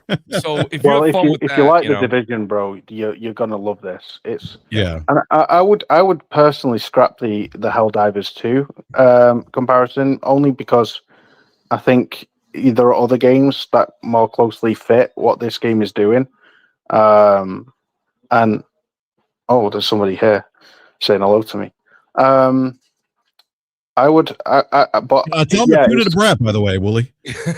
Sorry, tell them to tune into BRAP. Yeah, tune into BRAP, by the way. Yo, dude, tune into BRAP, Basement Radio Arcade Podcast on YouTube. We're live right now. There we go. How's that? Willie, the only reason I say Helldivers 2 is only because it is an extraction shooter, and Helldivers had tremendous success. It's got a lot of Milsim vibes in this, like in terms of the way the guns handle. Mind you, Helldivers 2 does, so I guess you could say that, but I would say there's a lot more kind of like SOCOM in a way. Like it's got a lot of kind of military tactical gameplay, like the audio as well. I swear it's ray traced audio. You can, when you do voice proximity, it comes out of your character and it bounces off walls, bro. Your voice bounces off walls, so like you can legitimately play like mind games with enemy players in like tunnels and stuff, and do a scary scream or something. Like I was playing and there was a scary scream coming from the tunnel, and it was a player messing around, and it was like, what is that? And it terrified me, bro. Like, it's so good. Wow. Okay. Yeah, I mean, Wooly, you certainly make a compelling case for the game. Yeah, go ahead, Logic. So, Rob, I want to ask you a question, and maybe here it goes for Hero too in the chat. And Mooch brings up a good point. Like it's a $40 game, but also this is a good time of year to get into something like this, right? You've played all the contenders for Game of the Year that you're going to play. There's nothing else coming out in November, December. You've got holidays off. Then it's going to be late February before things really warm up. So you've kind of got a window. And so kind of my question is, hey, if you pay $40 and you have a lot of fun with a game for 4 months before it's time for you to do single player stuff again, and it really goes down the path of, I feel like in the gaming community we have this different metric that we use for live service games and expectations, especially when they're paid. And I'm like, okay, but you pay $60, $70 for a single player game and you play it for a couple of weeks and then you're done and you move on. Yeah, that's a good point. Do you have any idea like why we kind of treat those things differently? We've always misconstrued a lot of that ratio right there. I'm glad you brought that up, Logic. One of the things we used to say all the time before we go game versus game, I used to go media versus media. If you and your better half end up going out to a movie, just two of you, it's $20 a ticket, right? And then you have the popcorn. You probably went out and either had dinner before, or you're going to have a bite afterwards. Maybe you'll have an alcoholic beverage before or afterwards. And you could be easily at anywhere from $50 to $100 for that evening. And I think I'm being cheap on that. That's 2 hours, let's say 3 hours, 4 hours out. Now you take a single player game that has 25 hours, not even completing it, not 100%ing it or platinuming it, but 25 hours for completion, and the game is $60 or $70. And we say, wait, that's a lot. But you've put 25, and then you have a situation with what Logic just said in this game where you have a $40 price tag. I'm already at 20 hours in. I can tell you right now, even if I was to say I'm going to be dumb, I'm still going to put another 20 to 40 hours in this thing. 40 to 60 hour window for $40. Again, there's not many elements within media that you're able to spend 40, even 60 or $70 and get that much time for enjoyment in what you love for your pastime. So yeah, we've always kind of skewed these numbers to fit our narrative. But realistically, when you sit down and actually break down how much money you spend to what you enjoy outside of gaming, it's typically much more expensive. So, even if you said, no, that's crazy, Mooch, I don't agree with you. I play golf. Okay. You know what I mean? You're out there 4.5 hours. If you get a cart and you play 18 holes, you could be anywhere from $55 to $80, depending on your course. I don't know. There's different things. I'm just saying. So, if this is, it's one of my favorite pastimes is playing video games. I love it. That is a great point that he makes when we do a comparison, when it's game versus game, single player versus multiplayer, you're going to get, and that's why Call of Duty and Battlefield release in the fall for the exact reasons Logic just said. There's time coming up where people are celebrating holiday. They're going to have a week off here or there. You're going to have certain more time off than you would maybe say January, February, March, April, where you work. And it's a great time to be able to sit back with friends, family, play video games, and multiplayer is one of those phenomenal parts of gaming that encourage that and promote that. So yeah, I think the dollar value really can't be ignored for this particular game. $40. Not many games are launching at $40 to give you this much time in game and enjoyment. Yeah, I think Logic, that's an interesting question. Like we certainly, I know I do it. I certainly look at my perspective is different with a single player title that I'm paying $70 for than a $40 title. It's funny you bring this up, Logic, because I'll second guess the live shooter or the live service game more so than I will the single player game for whatever reason. And I'm not saying it's invalid. I think it is. I think one of the things to kind of maybe noodle on, maybe not tonight, but some other time, is like I feel like there's also different criteria for like what's a success. Like it's, and I get it. Like you're saying, it's sketchy, and you're concerned about making that investment in a live service game, even when it's got high review scores, because you're still just not absolutely certain that the payoff is going to be there. So I don't know. It's a tough. It's tough. I know I personally struggle in managing my game time, because I always feel like I'm either going to get on the grind of a live service, right, PvP game, or I'm going to play story stuff. I'm very bad about balancing both. So yeah, it's tough. Yeah. No, that's a great point. Before we wrap up the Arc Raiders conversation, and by the way, you guys make a very compelling case for this game. Like I'm contemplating. BRAP, it really, I want to just put this out there before you move on to the next subject. It's not a sales pitch. I mean, if it's not your bag, it's not your bag. You know what I mean? No, absolutely not. No. I had to make a choice. I was just having a great conversation with T-Rock in the chat. I decided to not move forward with Battlefield 6 because this game literally stole my time. And I mean that in the positive sense. It took my time. So, and shout out to Nib, who gave me shit about a month and a half ago on Crossfire. He's right. He's like, Mooch, you're playing. He goes, I see you online. He goes, you're playing this game, then you're playing this game. I was shuffling between 4 or 5 titles. I actually, after he said that, I cut a few out and I focused on, right now I'm doing Ark and Yotai. That's it. I am going to be throwing some Call of Duty in there next weekend.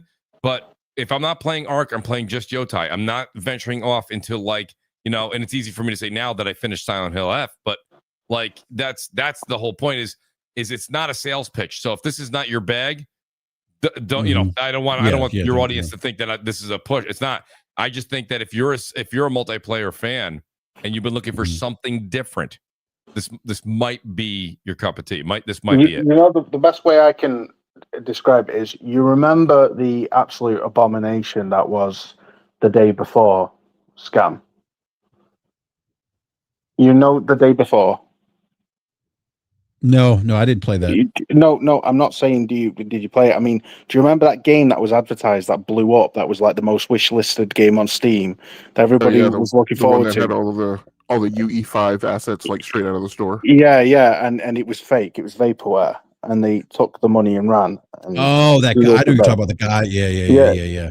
Not Abandoned. Guy, not Hassan. Not Hassan. Who did Abandoned. I'm talking about. It's a game called The Day Before. It was like. You may have just forgotten it. It was like really well polished. Was that like a zombie post-apocalyptic? Yeah, New York City. You're in New York City, and it was basically a direct rip-off of The Division in terms of how it looked. But you could go inside buildings, and there was these zombies, and it was dead immersive and it was really immersive. It took place. I remember the commercial. I did not play the game or buy it or anything like that. I thought it took place in Washington, but you might be. Yeah. And people were like sold on it, but it turned out a complete scam.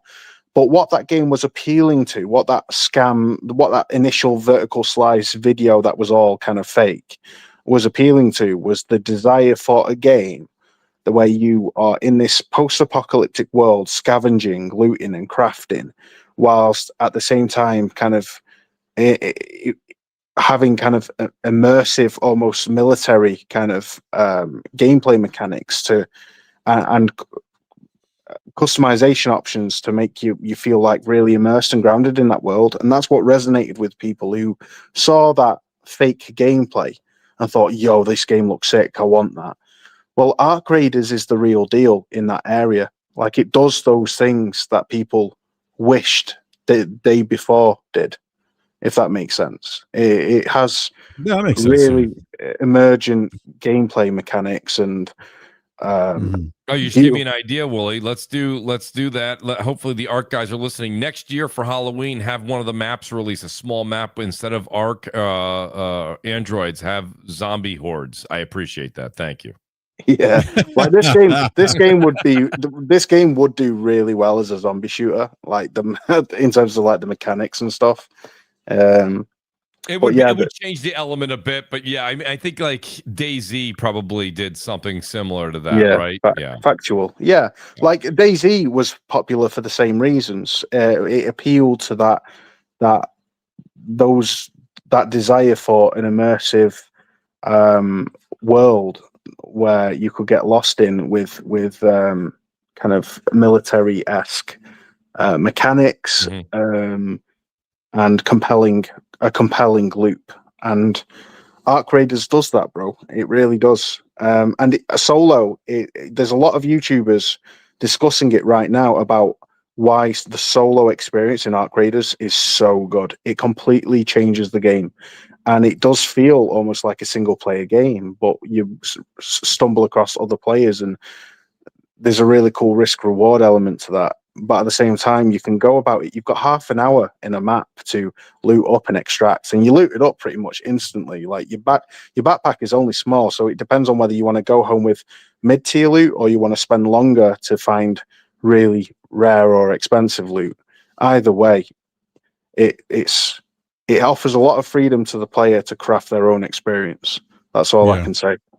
All right. Real quick before we move on to this topic, Doomsayer, any thoughts on Arc Raider? I know you're deep into Battlefield, but is this something that might pique your interest a bit?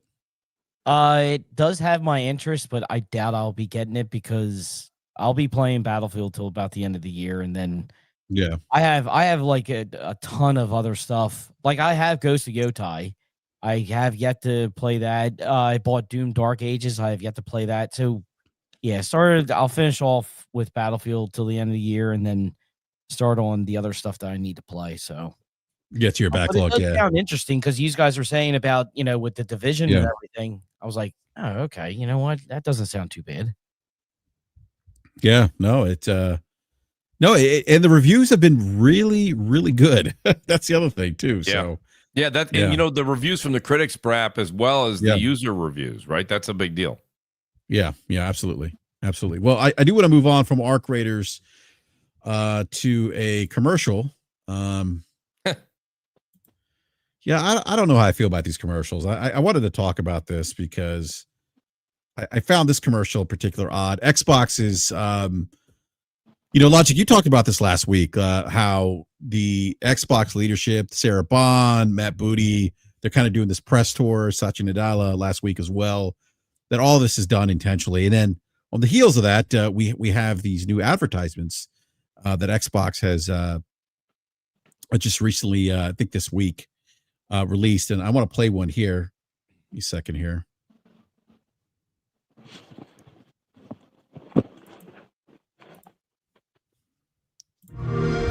Hi, I'm an Xboxer. And this is an Xbox. So is this, and this, and this. How? With an Xbox controller.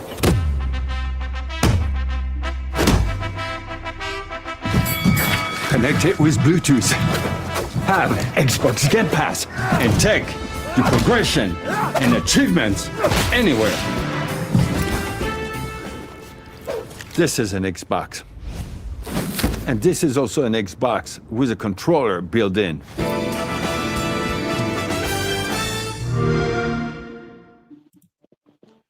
Is that the guy? Is that the guy from Crispy Pizzeria who does all the YouTube shorts? I think so, Booch. Oh wow! I thought that was Cuomo. No, it's not Mark. I've been seeing a lot of him on Twitter. It does look like him.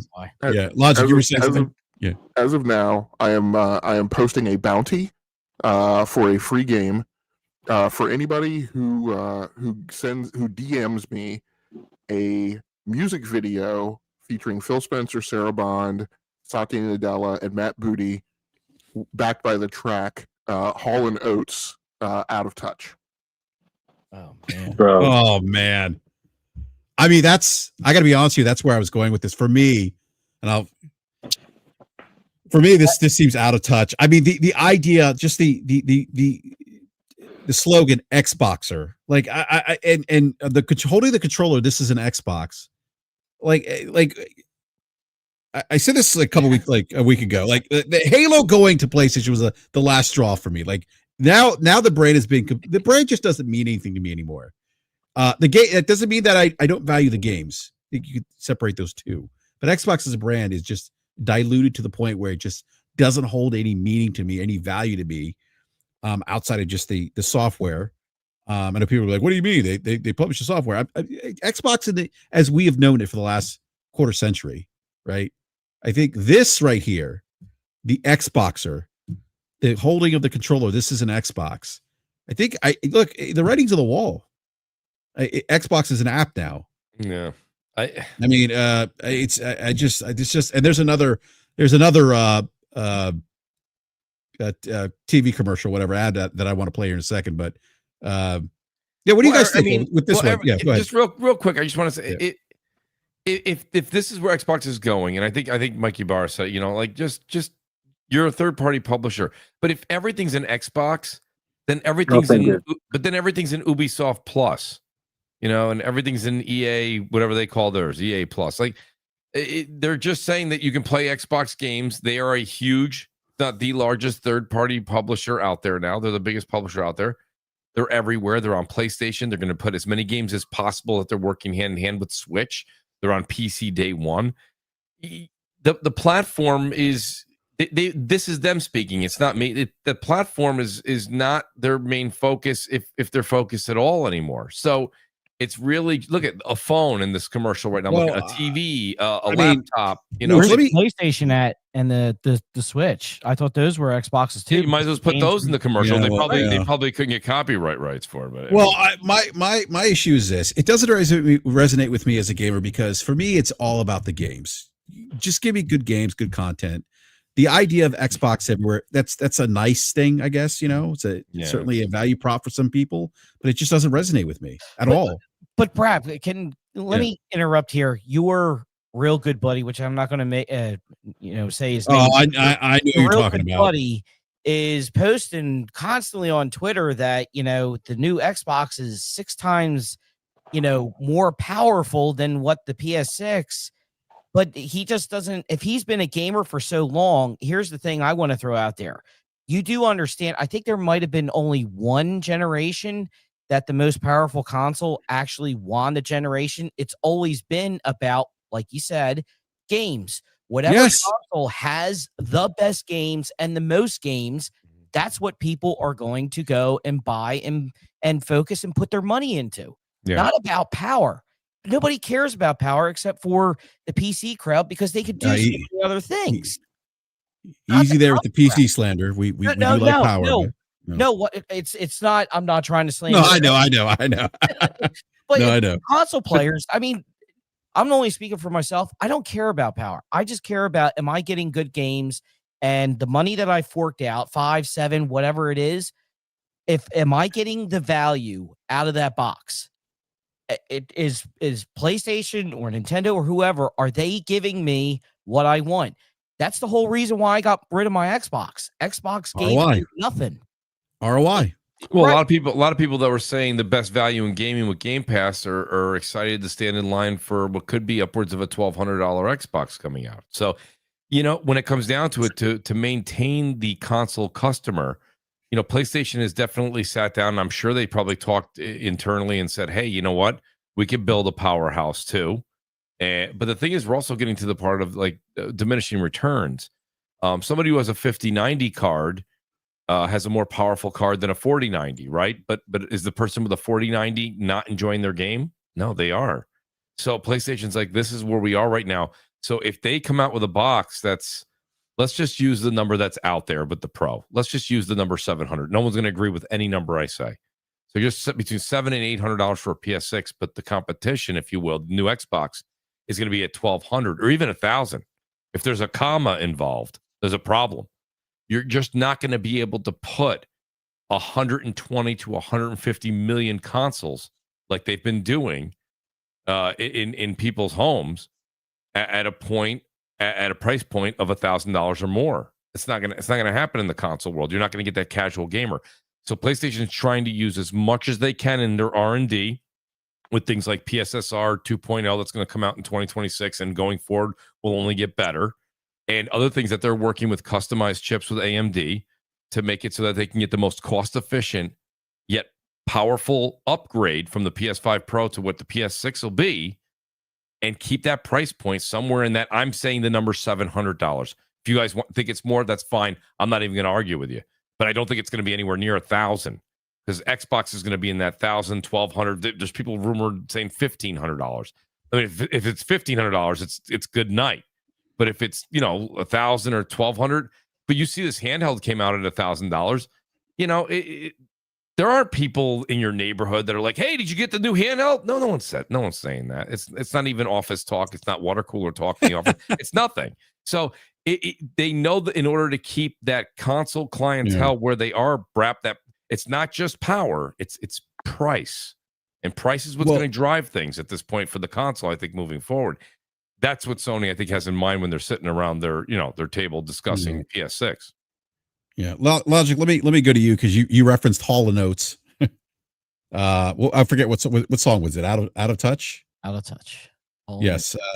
Out of Touch. Logic. So what do you? I mean, you feel like this? It's based on your Hall of Notes reference. You feel like this advertisement then? Correct me if I'm wrong. Is a bit out of touch then. I mean, maybe it's actually appropriate. We were told that the only reasons we express the opinions we have about gaming and like the things we like in gaming is because we're old heads. So maybe this marketing is appropriate in that it's showing yet again the hypocrisy and just the incorrectness of the Xbox fan base. Maybe it's them who are actually old heads, and so you're being marketed to by an old, washed up boxer whose point of relevance is thinking that every screen is an Xbox is somehow important. Because he's just an old head and he's still holding on to the glory days of the Xbox back in the 360 generation. So maybe they're right. And maybe the marketing is spot on. I'm guessing, supposedly because, we've been told that all these younger generations are the one who are going to acclimate to the Xbox approach to the gaming business. I don't think that commercial resonates with those generations. So again, maybe it is pointing out the fallacy of some of these narratives that we've been told. That maybe Xbox is just for the older generations and the people who haven't gotten it. Well, yeah. Go ahead, do so. Sorry, BRAP. I just want to interrupt you. I actually have to get going. But I wanted to thank you for inviting me tonight. Very great to meet Mooch finally and be able to talk to him from that stuff. But I had to get going. It's been awesome, dude, sir. Yeah, good to meet you as well, Doom. Thank you, guys. Guys, if you guys want to check out something, Game Logic, David, and Retro, we all did a show on Saturday. Just go over to Doom's Frostbitten Productions, and you can check it out and that stuff. But guys, thank you very much for having me tonight. I appreciate it very much. Yeah. No, anytime, Doomsayer. No, appreciate you coming on, man. Thank you. Thank you, BRAP. Thanks, Mooch. Wooly, Logic, I'll see you guys later. Take care, bro. All right, see you. Peace, buddy. Yep. Yeah. To your point, Logic, about kind of being out of touch and maybe something not resonating with, as we've been told, we're the old heads and this is really for the future gamers. I want to play this ad because this one's kind of interesting.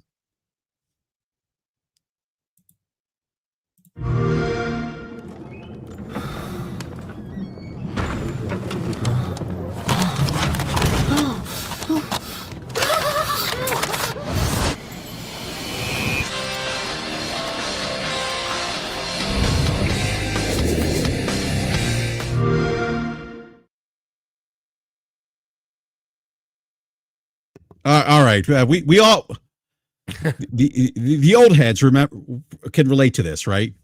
And I believe, if I'm not mistaken, that's an Xbox 360.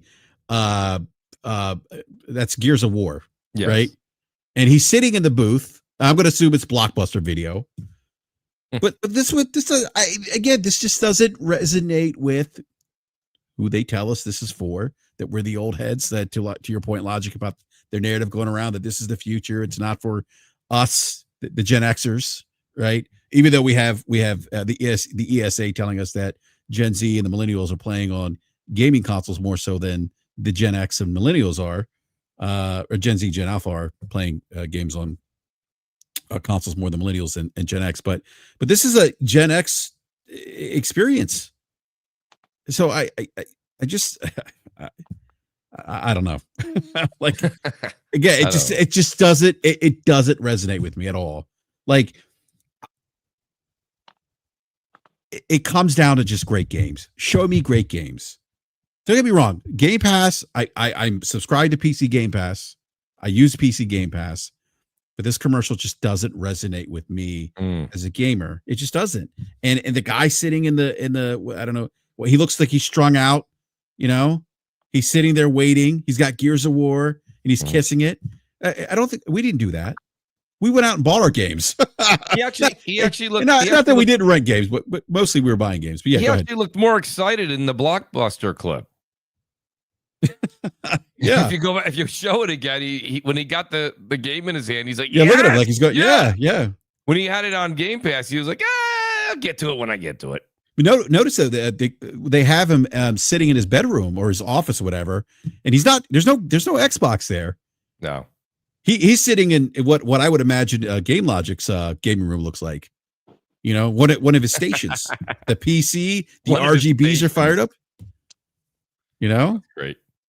Yeah, I don't know, guys. Like, I just, yeah, go ahead, Logic. Brad, have you played one of the current PlayStation 5 ads that's running? No, let me pull those up real quick. So I think the contrast is just startling. The contrast is startling. Let me pull that up real quick. PlayStation. I got to find that real quick. There was the one that something on the bus. Well, there's the big long one that's playing. Yeah, the one today is the one where they tied them all kind of together. Oh, I didn't see that one. Where can I find this? PlayStation. If you just go to PlayStation's YouTube, I think it's one of the first ones under video. All right, if you go to their videos, I think it's there. It happens on PS5. That's Unmissable Games. Is that it? I don't know what the title of it is. Oh yeah, I think this is it. Yep. Okay, here we go. I'm gonna play this right now. Give me a second here.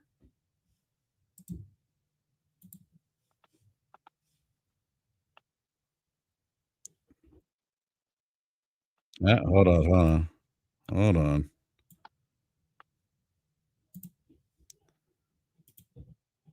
I'm doing all this on StreamYard, so give me a second here.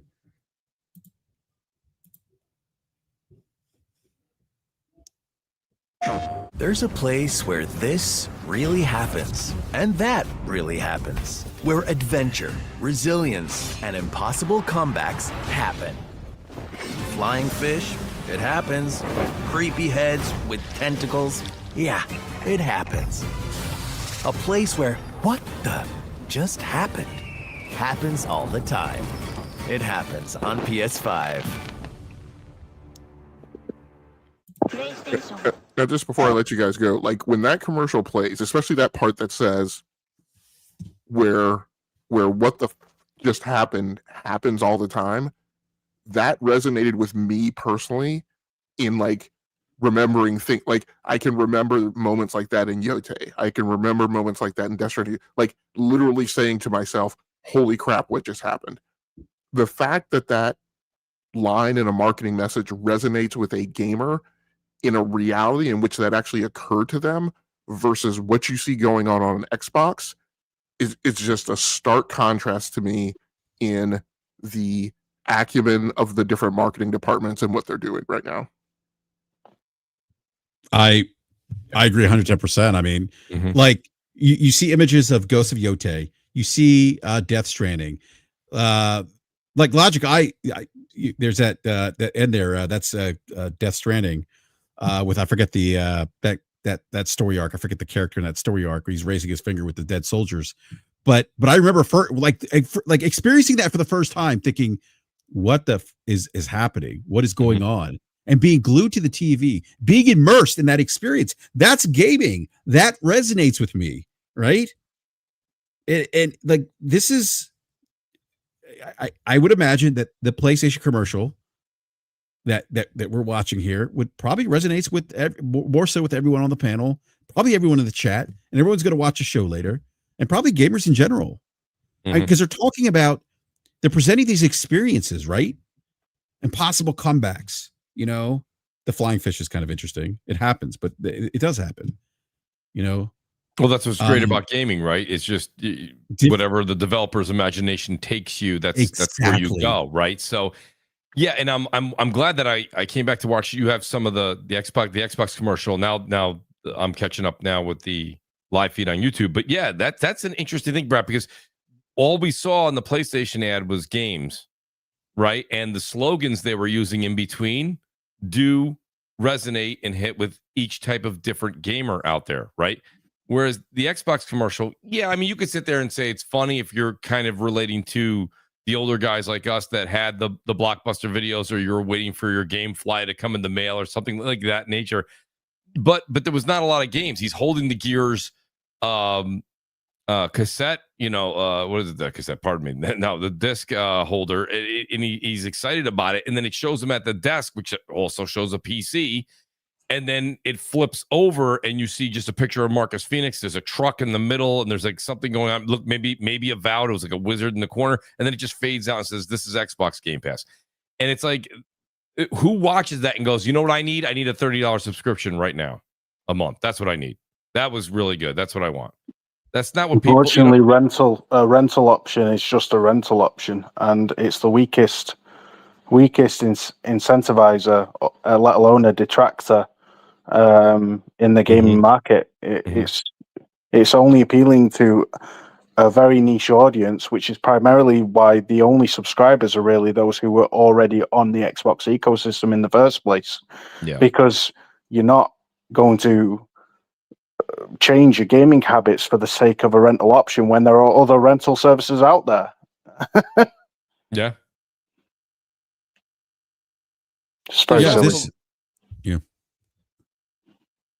Laja, were you saying something, or Mooch? I was just going to say that there's still an element of excitement. So, a game comes out and you're like, oh my God, a game launches next week, and you're like excited for it, and you pick it up and you purchase it. And when you purchase that game, it's just like anything else. You're going to play it, or you're going to use that device, or you're going to do this and that with it. And I feel like a lot of, I said this years ago, and I said it's very hard to put into words, but there is a different feeling when something drops on Game Pass, and you do subconscious. Some people will listen to this and go, no, I don't feel that way. I play it right away. But there's others that are like, well, it's going to be in there. It's already in my inventory. It's already in my games inventory. I'll just download it when I get to it. But it's different when the game you've been waiting for all year then comes out and you purchase it on PlayStation or Switch or PC, and you're like, I'm going to play this tonight, and I'm going to play the hell out of it tonight. Where for some reason, sometimes games will launch that are on your radar and they're in Game Pass, and you're like, oh, I'll get to that, but I'm so into Ark right now, I'll get to that. Where I don't know, it's weird to put in when you go and buy it at 12:01 a.m. Eastern time and it launches, and you play it till 2-3 in the morning, and you go to work so exhausted because you bought that, and you're like, damn it, I don't care. I'm putting 2-3 hours into this before I got to go to sleep and get up and go to work tomorrow. Like, there's just that element of amazing in gaming. That's just a feeling I don't ever want to lose. And I feel like when it's in Game Pass, you're like, I'll get to it when I get to it. And it's not as simple as that. But do you know what I mean? And it's like, it's just one of those things where people are like, you hear it on podcasts all the time.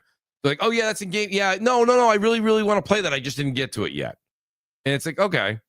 But like, if you have like Wooly on, and Wooly's really looking forward to Death Stranding 2, well, Death Stranding 2 is not in a service.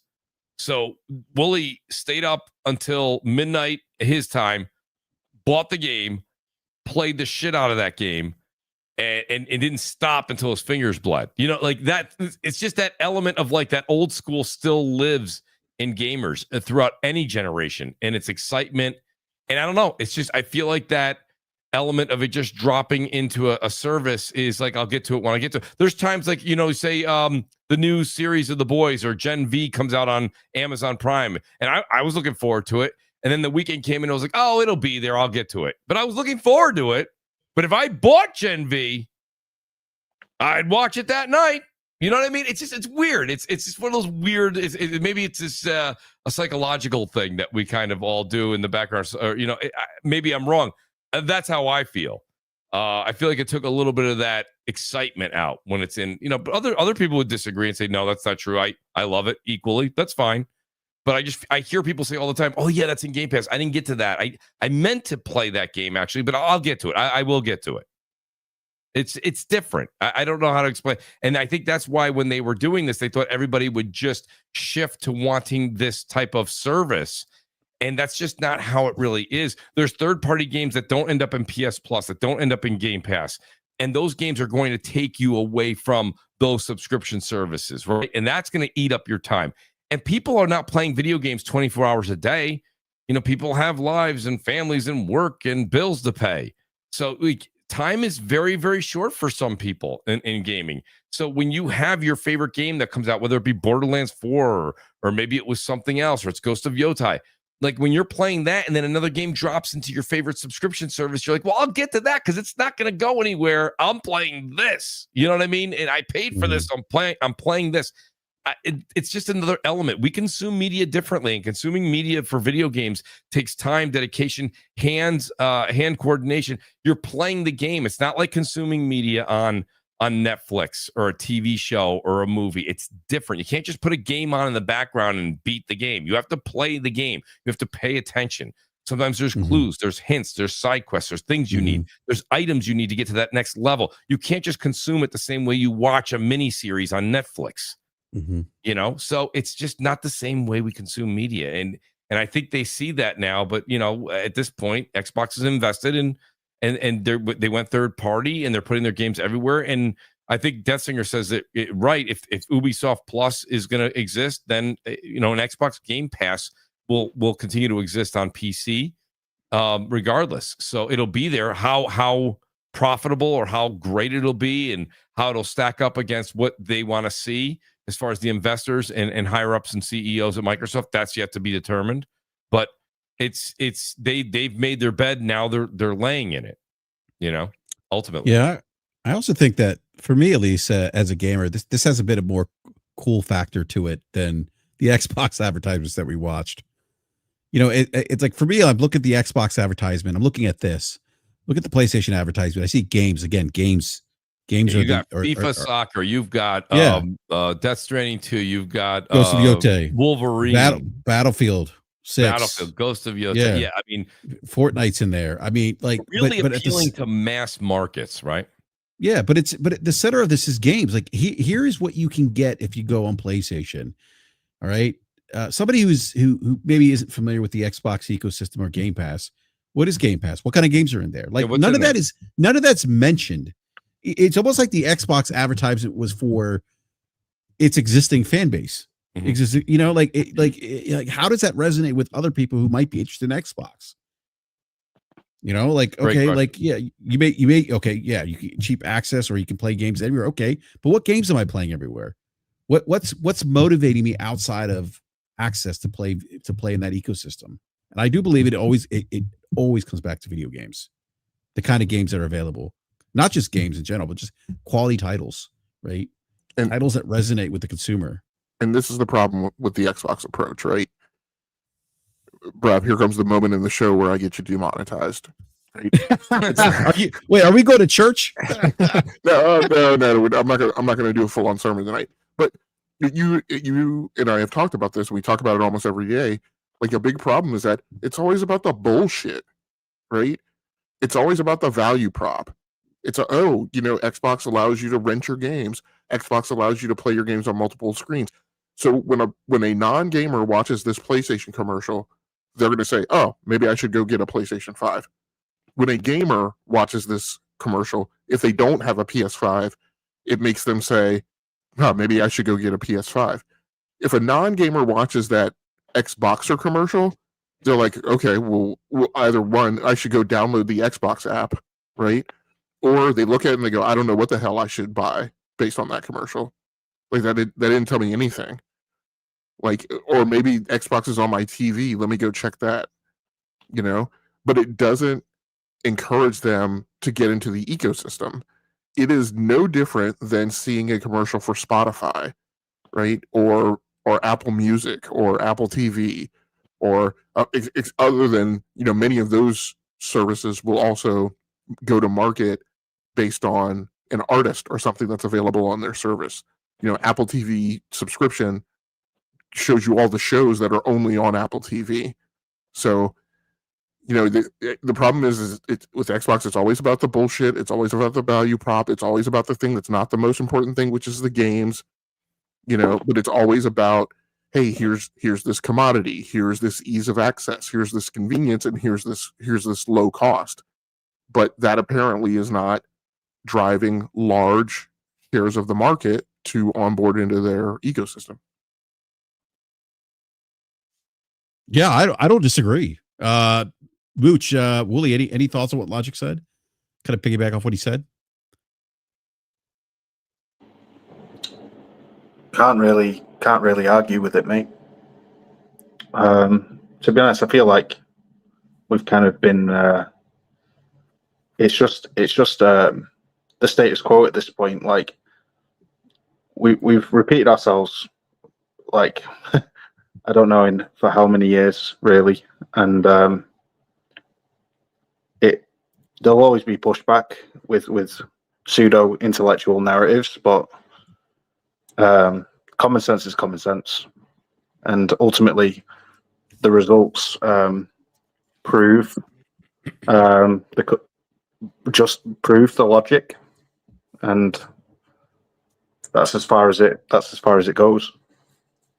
Yeah, there's just randomly scrolling through X, and someone writes, it's funny, Xbox released more games than PlayStation. They partnered with ROG Ally. They're working on their next console, which will play PC and PlayStation games. He goes, but people keep telling me Xbox is dead. But they miss the point entirely. They do. Xbox. Then my question back to them is, why did Xbox sell 30 million some odd consoles when Xbox One was seemingly their worst generation and they were 60 million plus?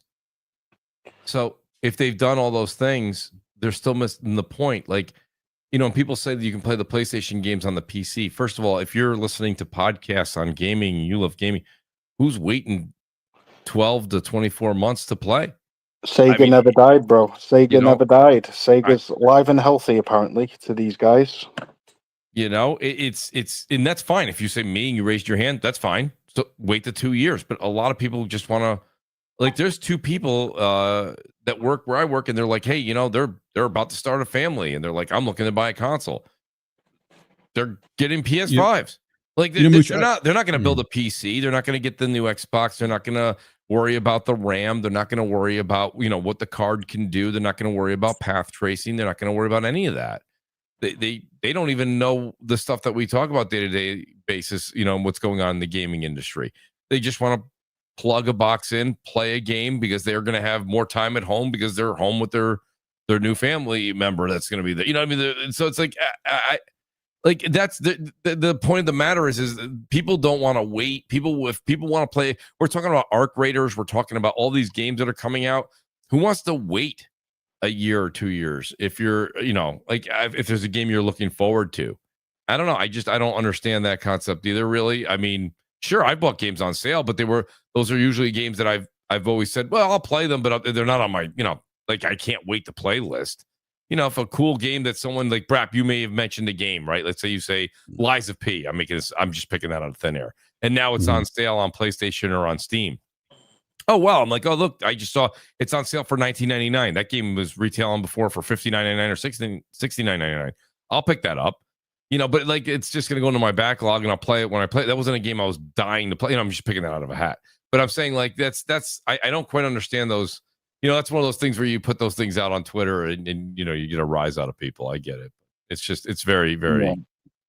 Well, I think sorry. You go on, Willie. I was just going to say, I think. Oh man, I almost did a Willie. Shut up. You speak. Well, no, I was going to say, Mooch, I think for some of the people saying, oh, well, I don't think anyone's saying Xbox is like 100% dead, right? I think what people are missing, from my perspective, I think what people are missing, and maybe these people weren't around for the original launch of the Xbox console, the first Xbox console, and then the launch of the Xbox 360. For those who don't know, I was an Xbox Live beta tester, so thank you. Oh wow. Yeah, I don't know if you knew that, Mooch. But no, that's news to me. Yeah. I'm sure to the audience. Yeah, exactly. No, but no, it's and Logic. I think you and I talked about this maybe last week that we talked about when Xbox was at its most like when they were having the most success, right? As a console brand. The messaging was about making great games, right? And we talked about Xbox Live, but it was about, playing with your friends on Xbox Live, but more importantly, playing great video games on Xbox Live with your friends. It was, and I remember you hear Ed Freeze talk about it. You hear Robbie Bach talk about it. You would hear Peter Moore talk about it. And ironically enough, the two most successful generations they had were the generations where they were doing those things, where gaming was at the front and center. So I think when I say Xbox as I know it's dead, that's what I'm referring to. That the console is not the priority anymore. It's it is now the priority is for them to be, and look, I'm not saying that's bad or that's wrong. It's what they needed to do. It's for them. But it's not the Xbox that I don't say grew up playing, but the ecosystem I joined 20 something years ago. I just don't understand how somebody can claim to love and support Xbox as their favorite brand throughout. Look at Crap Gamer, right? If anybody's an OG Xbox hardcore Xbox fan, Crap Gamer is it. He's been there day one, and even he got lost in the sauce for a bit. Xbox's marketing, during the Activision Blizzard ordeal, even he got kind of taken for a ride by Phil, promising the world and delivering nothing. And now he's yet again he's disillusioned because yet again they've stabbed him in the back. As a loyal fan of the Xbox ecosystem and the Xbox platform, primarily because of the games that he provided back in the day. And I think to myself, nobody can be a real Xbox fan like Crap Gamer and not be disappointed with what's going on. You see these people on Twitter who are kind of celebrating their new Xbox handheld, they call it.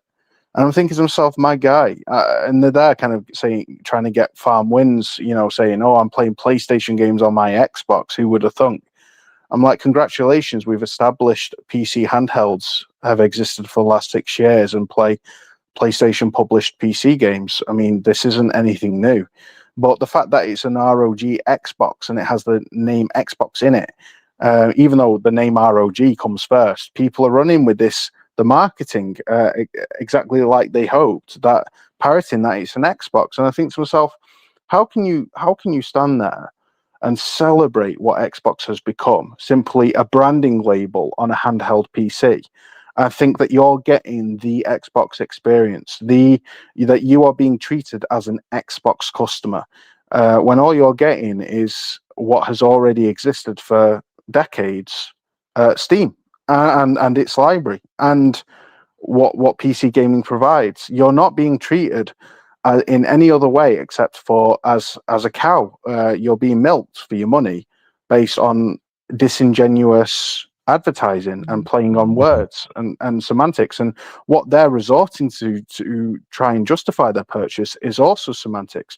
I mean, I'm not going to call down evil on someone who isn't present so that they can't defend themselves. I'm not going to go on wax lyrical about Death Singer and his narratives and stuff like that, but what he said a few weeks ago simply proves the point. He said that although you can't play Xbox console games on your ROG Ally, you can still play Xbox games.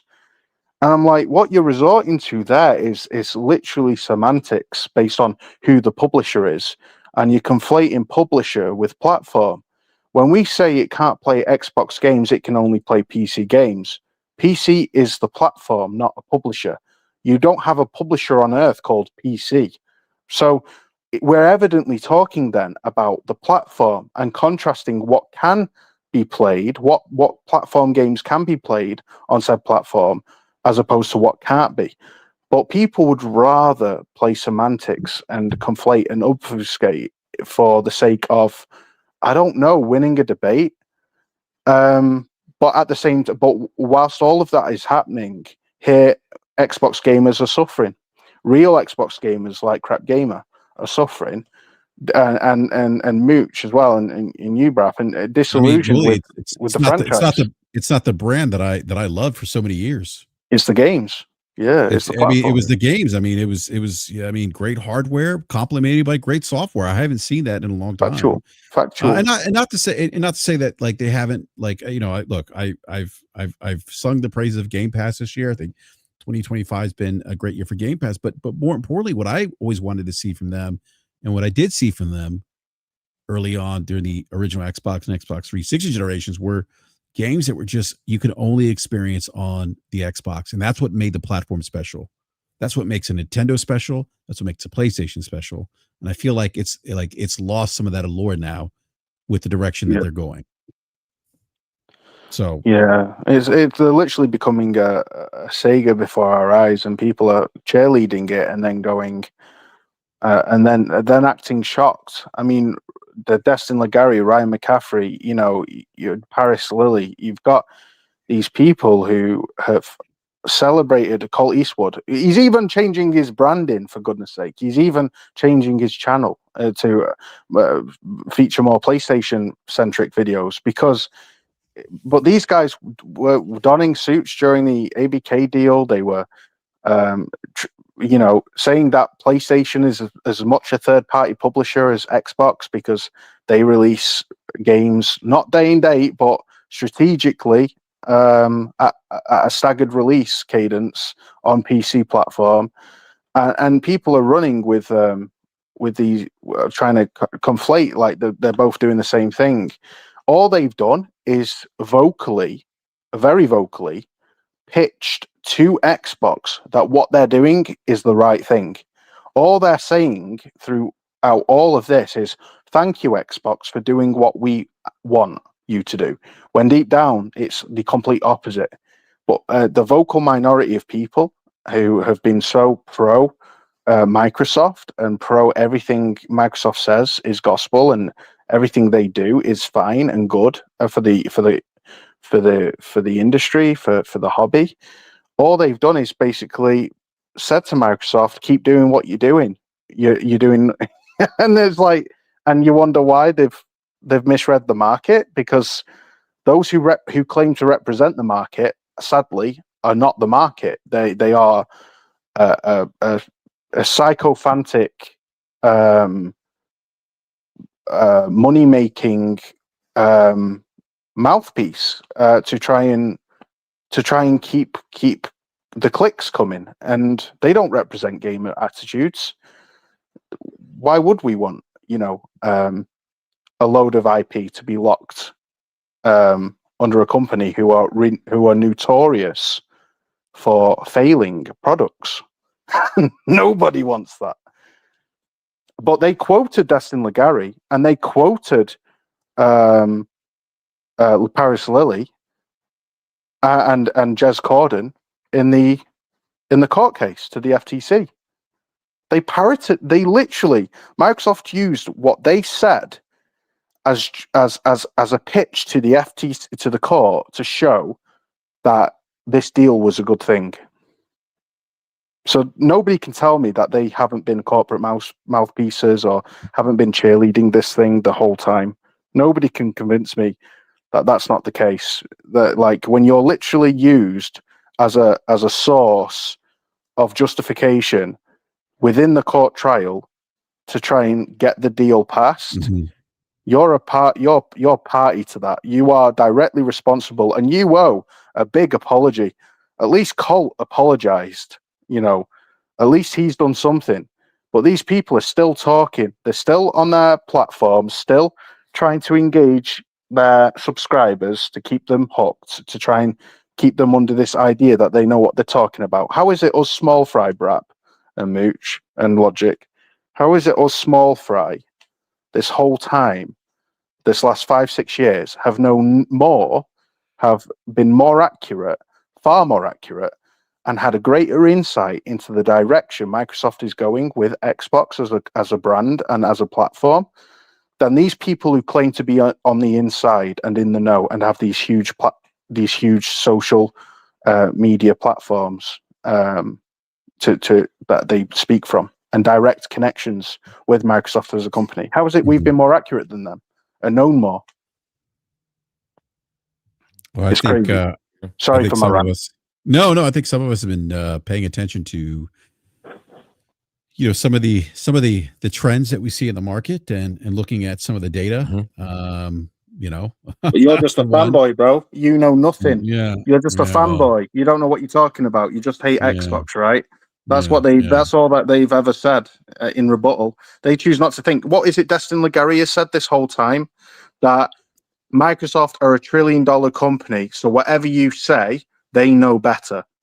That was his logic. I'm thinking, I remember my that, guy, they're $1 trillion company for a reason, because they do not, for an indefinite period of time, what's the word? Flipping else, subsidize a loss maker. They don't do it. They make money. They don't lose money intentionally. So there's only so much time that Xbox can keep losing money for Microsoft before they axe it. And if you can't, or they drastically change it, which they basically have. Xbox is basically the Prince Charles now. All it is a figurehead. Xbox is just a figurehead. It's a figurehead for Microsoft Gaming. That's all it is. It does nothing. It does nothing for for anyone anymore. It has no say. Microsoft Gaming has taken over. Satya Nadella has taken over, and that's it. Xbox is dead. It's just a brand now. It's not even a platform anymore. What did they say? This is an Xbox.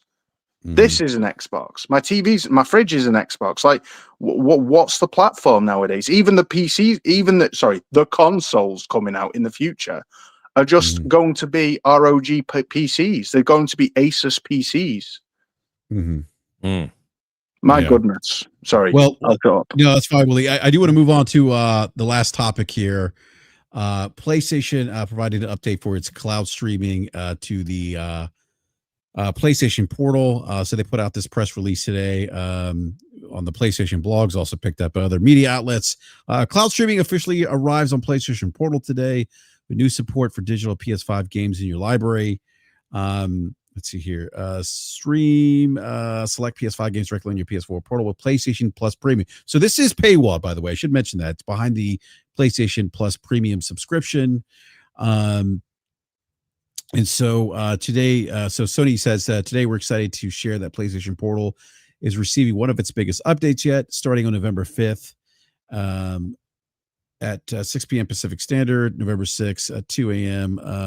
GMT. Cloud streaming for PS5 games officially launches on PlayStation Portal for PlayStation Plus Premium members, along with a variety of new features that enhance how you can play. They have this video here. You see the video here. Cloud streaming for your for PS5 games in your library. PlayStation Plus Premium members can now stream select digital PlayStation 5 games from their own library. At launch, thousands of PS5 games support cloud streaming, including blockbusters such as Astrobot, Borderlands 4, Final Fantasy VII Rebirth, Fortnite, Ghost of Yotei, Grand Theft Auto 5, Resident Evil 4. In addition, hundreds of compatible games from the PlayStation Plus game catalog and classic catalog, including Cyberpunk 2077, God of War Ragnarok, Hogwarts Legacy, Sword of the Sea, which I need to get back to, and The Last of Us Part 2 Remastered are also streamable directly from the cloud. They also provide a full list of streamable games. You can click on the link here. Cloud streaming unlocks new ways to play. Enjoy a game side by side with a friend who's using your PS5 under a separate account, or stream your favorite game while someone else watches a movie on the console.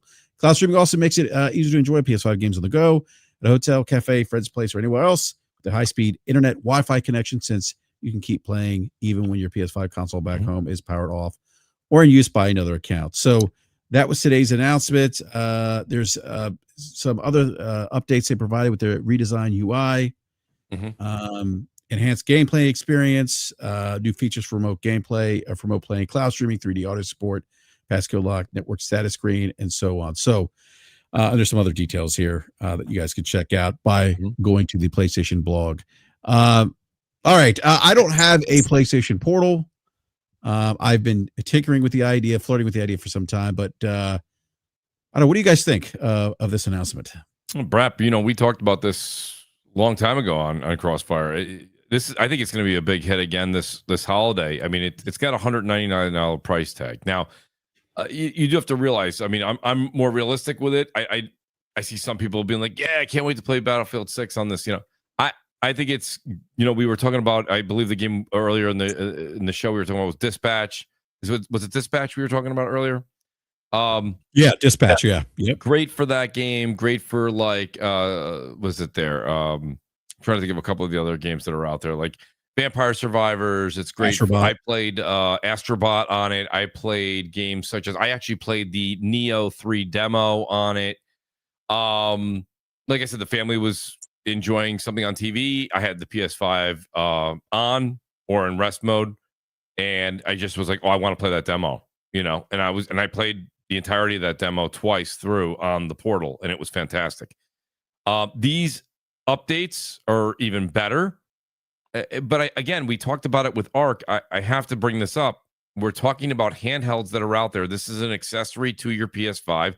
Now, when you say it's behind a paywall, I've seen a lot of people go, and I do understand both arguments, so I'm not going to sit here and just take one side of it. Some people are saying it shouldn't be behind it, but you can remote play your games on the PS Portal, as is for that $199.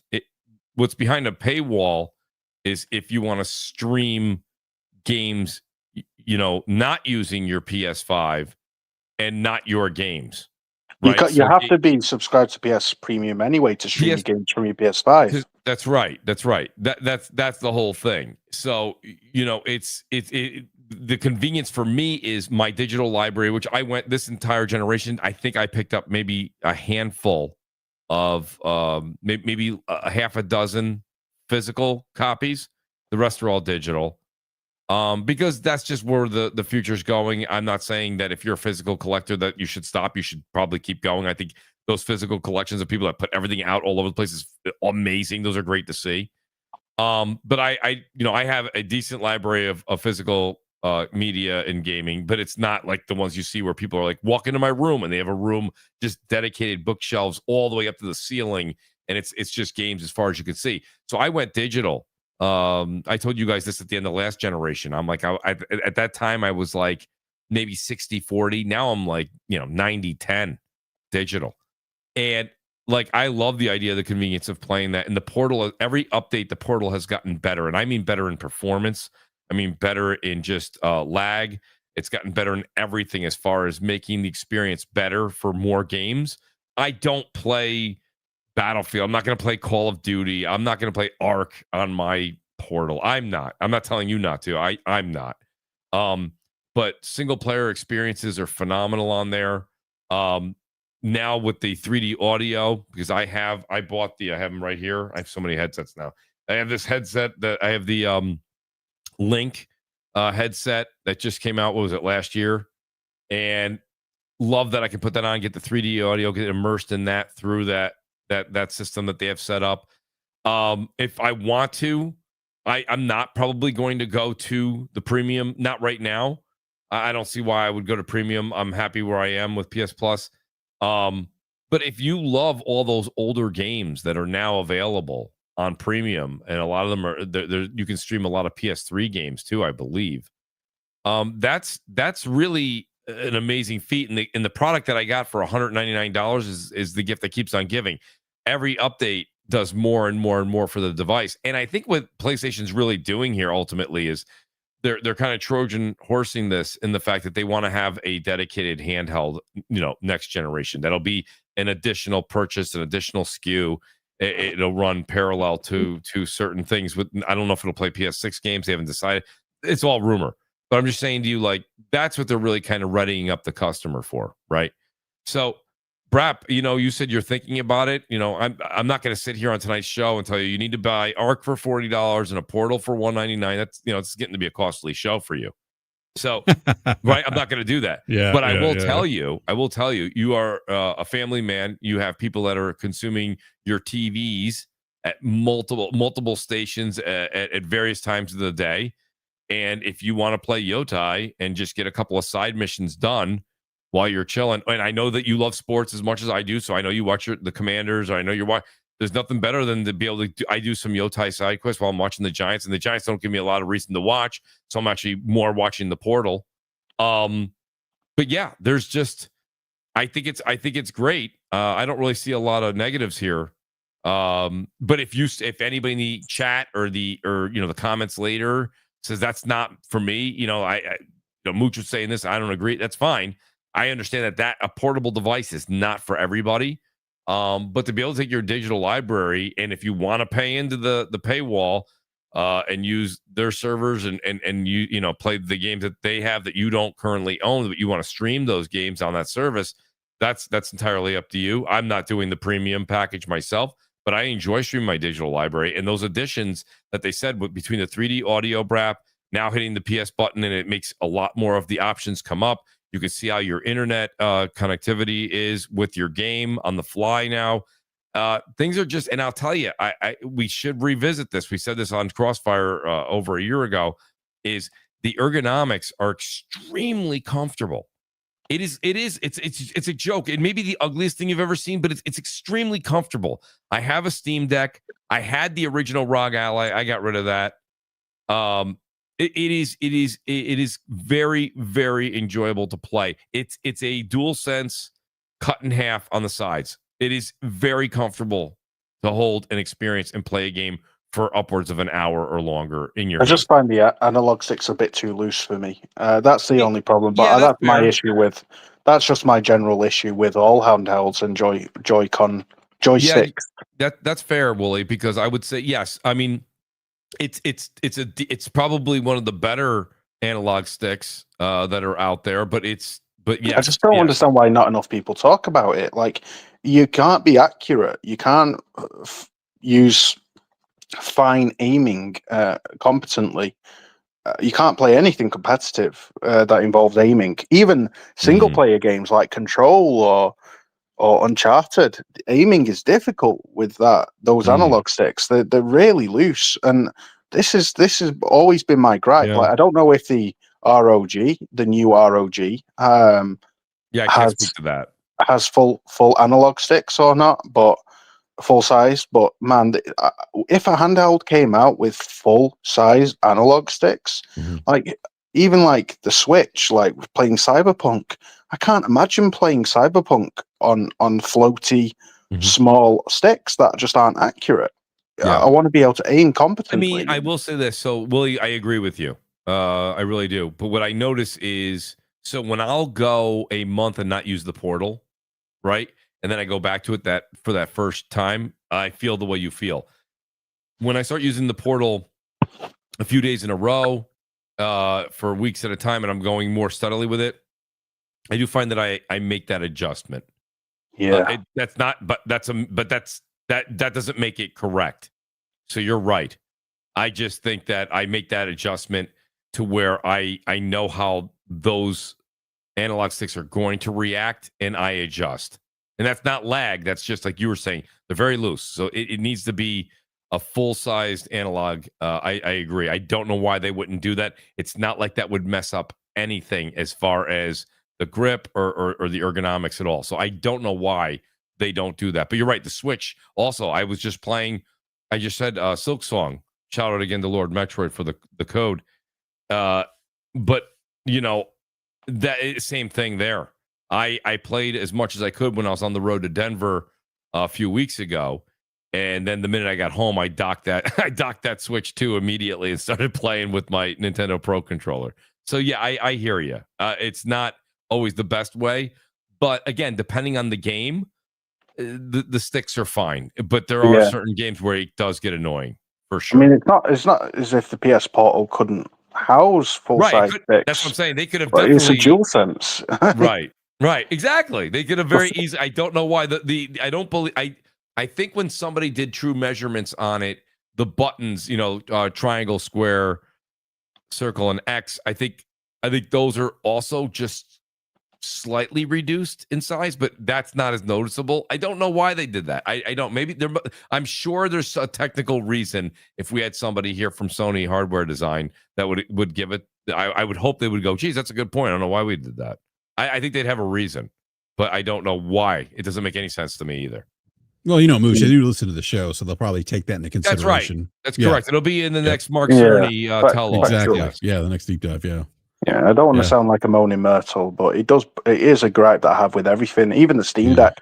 I was trying to play Batman on the Steam Deck, and I was just like, these controls are just too loose. It's like moving my character. I'm just not. I don't know, man. Like, it's just not for me. I'm trying. I'll play games like Absalom on my PS Portal, but I don't know, man. Like, I feel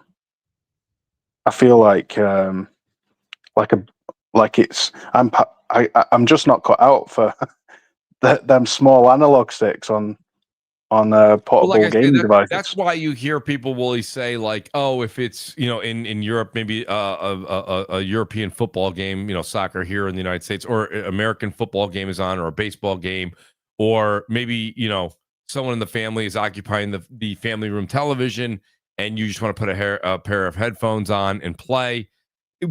Generally, Portal or Steam Deck, I'm saying generally, this is not for everybody. Some people probably play the Steam Deck as their main source of gaming. I watch some of the Steam Deck channels that are around that, and they play 4 to 5 hours a day, maybe 7 hours a day on their Steam Deck, and it's like, okay, that's not why I didn't buy it for that though. So the amount that I use it percentage wise, Wooly, with the annoyance that the sticks do provide, is that ratio is something that I find tolerable as a consumer.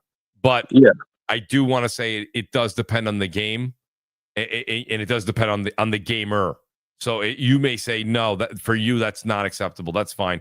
Certain games I find to be acceptable with it. Others, not so much. Yes. And I think like a game, like you said, Uncharted may cause you have to adjust. You have to make your adjustments to understand how those controls are a bit different than when you're playing with your DualSense on your PS5 on your television. There's a bit of compensation there you have to take into consideration.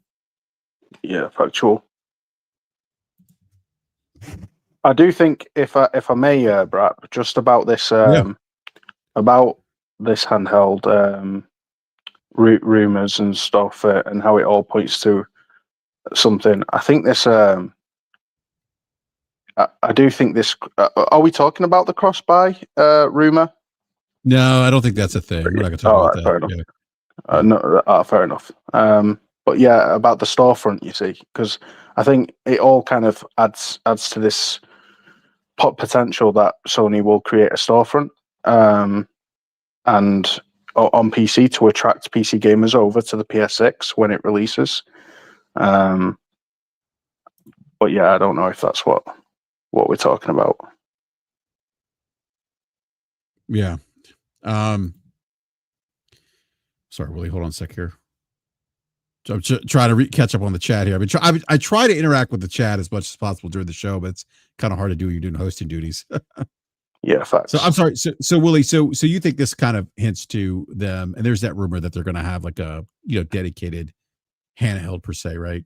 Well, yeah, I think this because I know in the pre-show kind of outline you mentioned the storefront as we're talking about the storefront. And I don't know if you want to bring that in as we're talking about the handheld.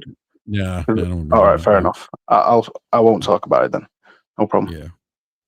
So yeah, because I think that's Logic. I think may have been having that conversation. I think with someone in the chat, and someone's like, "Oh, that's not really a thing. Like that's actually." Yeah, it's just somebody made it up. Made it up. And I appreciate that. Like it was somebody's just designed it. But what I was going to say, all I was going to say simply was, if this handheld device is legit, and they are releasing a handheld device that plays PS5 games without and PS6 games via the cloud when that happens, without the need to own the console, PC gamers are going to pick it up. And if they do enable any games that are purchased, maybe it's first party, maybe they make deals with devs and pay devs so that it also includes games that they pay for, where if they're purchased through the PlayStation Store, they can play it on PC or PlayStation. It will incentivize those gamers to just invest in the console ecosystem, as well. Like, it would make the transition a lot easier, where they'd be like, well, all my games that I've bought for my handheld are playable on my PC, but this PS6 looks really good, and the games aren't native on PC yet. I'm thinking I might as well just buy the console and buy the PS6. So it would only make sense to me if it was true, if they are releasing a storefront. But I think it's unlikely. Obviously, the console is their bread and butter, and everything they do, the purpose is to incentivize people to invest in the console ecosystem. So that's kind of the be all and end all, I think. Mm-hmm. I do think the PS6 handheld, not the PS6 handheld, but the PlayStation handheld that they are releasing would play PS5 games natively, hence the low economy mode that they've released and patched in, games to run in economy mode, but it would not play PS6 games natively. But fortunately, their cloud architecture is extremely robust. It's almost on par with GeForce Now Ultimate now, like in terms of the bit rate, the quality. It's not quite at that level. GeForce sets the bar there, sets the standard, but it's a hell of a lot better than xCloud. Yeah, Logic, any thoughts on the Portal? Nope, I don't have anything to add. I play mine from time to time. It plays great, serves its purpose and its need within my ecosystem. It was only $199, so it does okay. Yeah, does what it needs to do. Yeah, I think the price point is really worth this. A discussion point when someone says, "Well, I'm $199." Again, how many things can you put underneath the tree or whatever holiday you enjoy? You could give that gift. That $199. I mean, that's a good price. It's for an accessory to have to your PS5. It definitely, and everyone always says, "Oh, the young generation, they're on iPads and phones. They don't use consoles anymore." Well, if they don't, and they're still enjoying games that are on like Fortnite, Apex Legends, whatever, something like that, they can still use that for that. I would not recommend using it for a first-person shooter, but that's, there are people that use it and they say, yep, you get used to it. It's fine. It may not be the best approach, but it works. Okay. So, I mean, it appeals to a lot of people, BRAP, and the fact that they keep supporting it. And we had, you had Matt Piscatella say months ago that it's doing well. I don't know why the update hasn't happened for me yet. I turned on my Portal before to try and update it. So you should see it now. I saw Nick and a few other people mention that it was going to go at 9 p.m. I think I don't know, for some reason he said 9 p.m. Eastern it was going to go, which is that's great. 45 minutes ago. News. Yeah. So maybe if you try it now, it'll update. I don't know. I saw that. It's the weirdest thing. I don't know where that information came from. I did not see that as a source. But I saw a few people saying update will be at 9 o'clock tonight. So that's good. That's good news. We've been podcasting, so I haven't tried it out yet either. But I plan to in a bit. By the way, BRAP, I wasn't trying to change subject. Then I realized that I was getting two things mixed up in my head because of a trail of thought. Where basically the infrastructural update for the PS Portal hints to being able to play games separate from not even owning a console. And the reason for that, I think, kind of all points to this idea that maybe they are considering a storefront if that rumor does hold weight and if that rumor does come true. I think it would make sense if that rumor is true that they've done this, but it also makes sense to do this without that rumor being true, if that makes sense. Yeah, that makes sense. Yeah. Well, look, gentlemen, it is it's getting close to 10 o'clock here. And Wooly, I know that means it's probably getting close to 2 a.m. your time there. 3 a.m. Or 3 a.m. I'm sorry, 3 a.m. Wooly. So yeah. So I want to be respectful of everyone's time here. But I do want to thank first I want to give a shout out to everyone in the live chat. Thank you so much for great chat. hanging out with us this evening. Yeah, great chat as always. Absolutely. And please do the YouTube thing, hit the like button if you're new, subscribe, hit the bell notifications so you're alerted when we go live. And want to give a big shout out to Doomsayer, who was here earlier this evening on the show. Thank you again, Doomsayer, for joining us. And also big shout out to our first time guest here, Wooly Gamer. Wooly, always a pleasure. Appreciate you coming on the show, considering that the time difference here. So yeah, I've loved it, mate. I've loved it. I apologize. I chat too much. That's already well known by Mooch. Yes. Yes. And I've tried. I'm trying to rein it in as we speak, more and more. But yeah, I've loved it, mate. Thank you for having me on. It's been a pleasure. And maybe I'll see you on the field in Arc Raiders, mate. Maybe I'll catch you looting a Baron Husk somewhere, or shooting down a snitch, or running screaming from a leaper. Who knows? We'll see. Yeah. Well, Wooly, if I do decide to pick up Arc Raiders, I'll definitely let you know. I'll show you the ropes, bro. Big time. Yeah, no, definitely. So thank you, Wooly. Always a pleasure. Thank you. Yeah, no, absolutely. And Mooch, yes. Hey, thank you for joining the show. I really appreciate it. I know your schedule's busy, so I do appreciate the time. And always, we got a show tomorrow. We do got a show tomorrow. Let's I get to do a free plug here. This is gonna be great. We got Crossfire tomorrow at 7 p.m. Eastern. It's gonna be a lot of fun. We got a great panel set up for you. We're doing all the advertisements start at 7 a.m. tomorrow. You'll see it on YouTube. You'll see it over on X. Please go over to Mooch TV. It's M00CHTV. Drop the O's for zeros, and that's the same over on Twitch as well. Go over there and check us out. We're gonna be streaming Arc Raiders, and then probably a little bit of Red Sec, and definitely Warzone. So go over and check us out over there. And yeah, thanks to this great chat. Great to hang out. Great to finally talk to Doom. That was kind of fun. I wish he was able to stay a little bit longer. I definitely got to get him on Crossfire. Always great to have Logic, the great Wooly Gamer, everybody knows. And BRAP, love Basement Radio Arcade Podcast. BRAP, thank you for letting me be on the show tonight. And look forward to talking to you a little bit more in 24 hours. Yeah, no, absolutely, Mooch. Looking forward to that. And you make a great guest, Mooch. Thank you. Wooly, funny, I'll Mooch. just say this real quick. I will tell you, it is a lot more fun to be a guest because you get to relax. You can enjoy the chat. Yeah, I remember when I was hosting, I would miss so many things that we were talking about because I'd be concentrating on trying to run everything, and you get brain blanks, and it's awful. So yeah, my hat goes off to both of you and BRAP, because I know how difficult it is. Happened to me tonight. Yes. Yeah, big facts. Yeah. Thank you again, BRAP. Yeah, no, absolutely, Mooch. Always a pleasure. Always great having you on the show, man. So thank you again. Appreciate it, buddy. And also big thank you to my co-host here, Gabe Logic, or Gabe Newell. Logic, it's always a pleasure, man. I'm curious to see what profile picture you'll come with next week. That all depends on the news cycle. They're constantly serving us up with new content, so I'm sure Xbox will get themselves in the news again. Oh, I'm waiting for the I'm waiting for the Matt Booty profile picture. Stop fighting D-Batch on Twitter, Logic. I'm not. I'm leaving Twitter to. Well, I won't apply any labels to people. Twitter is not a genuine place to have a genuine. Yeah, you can't.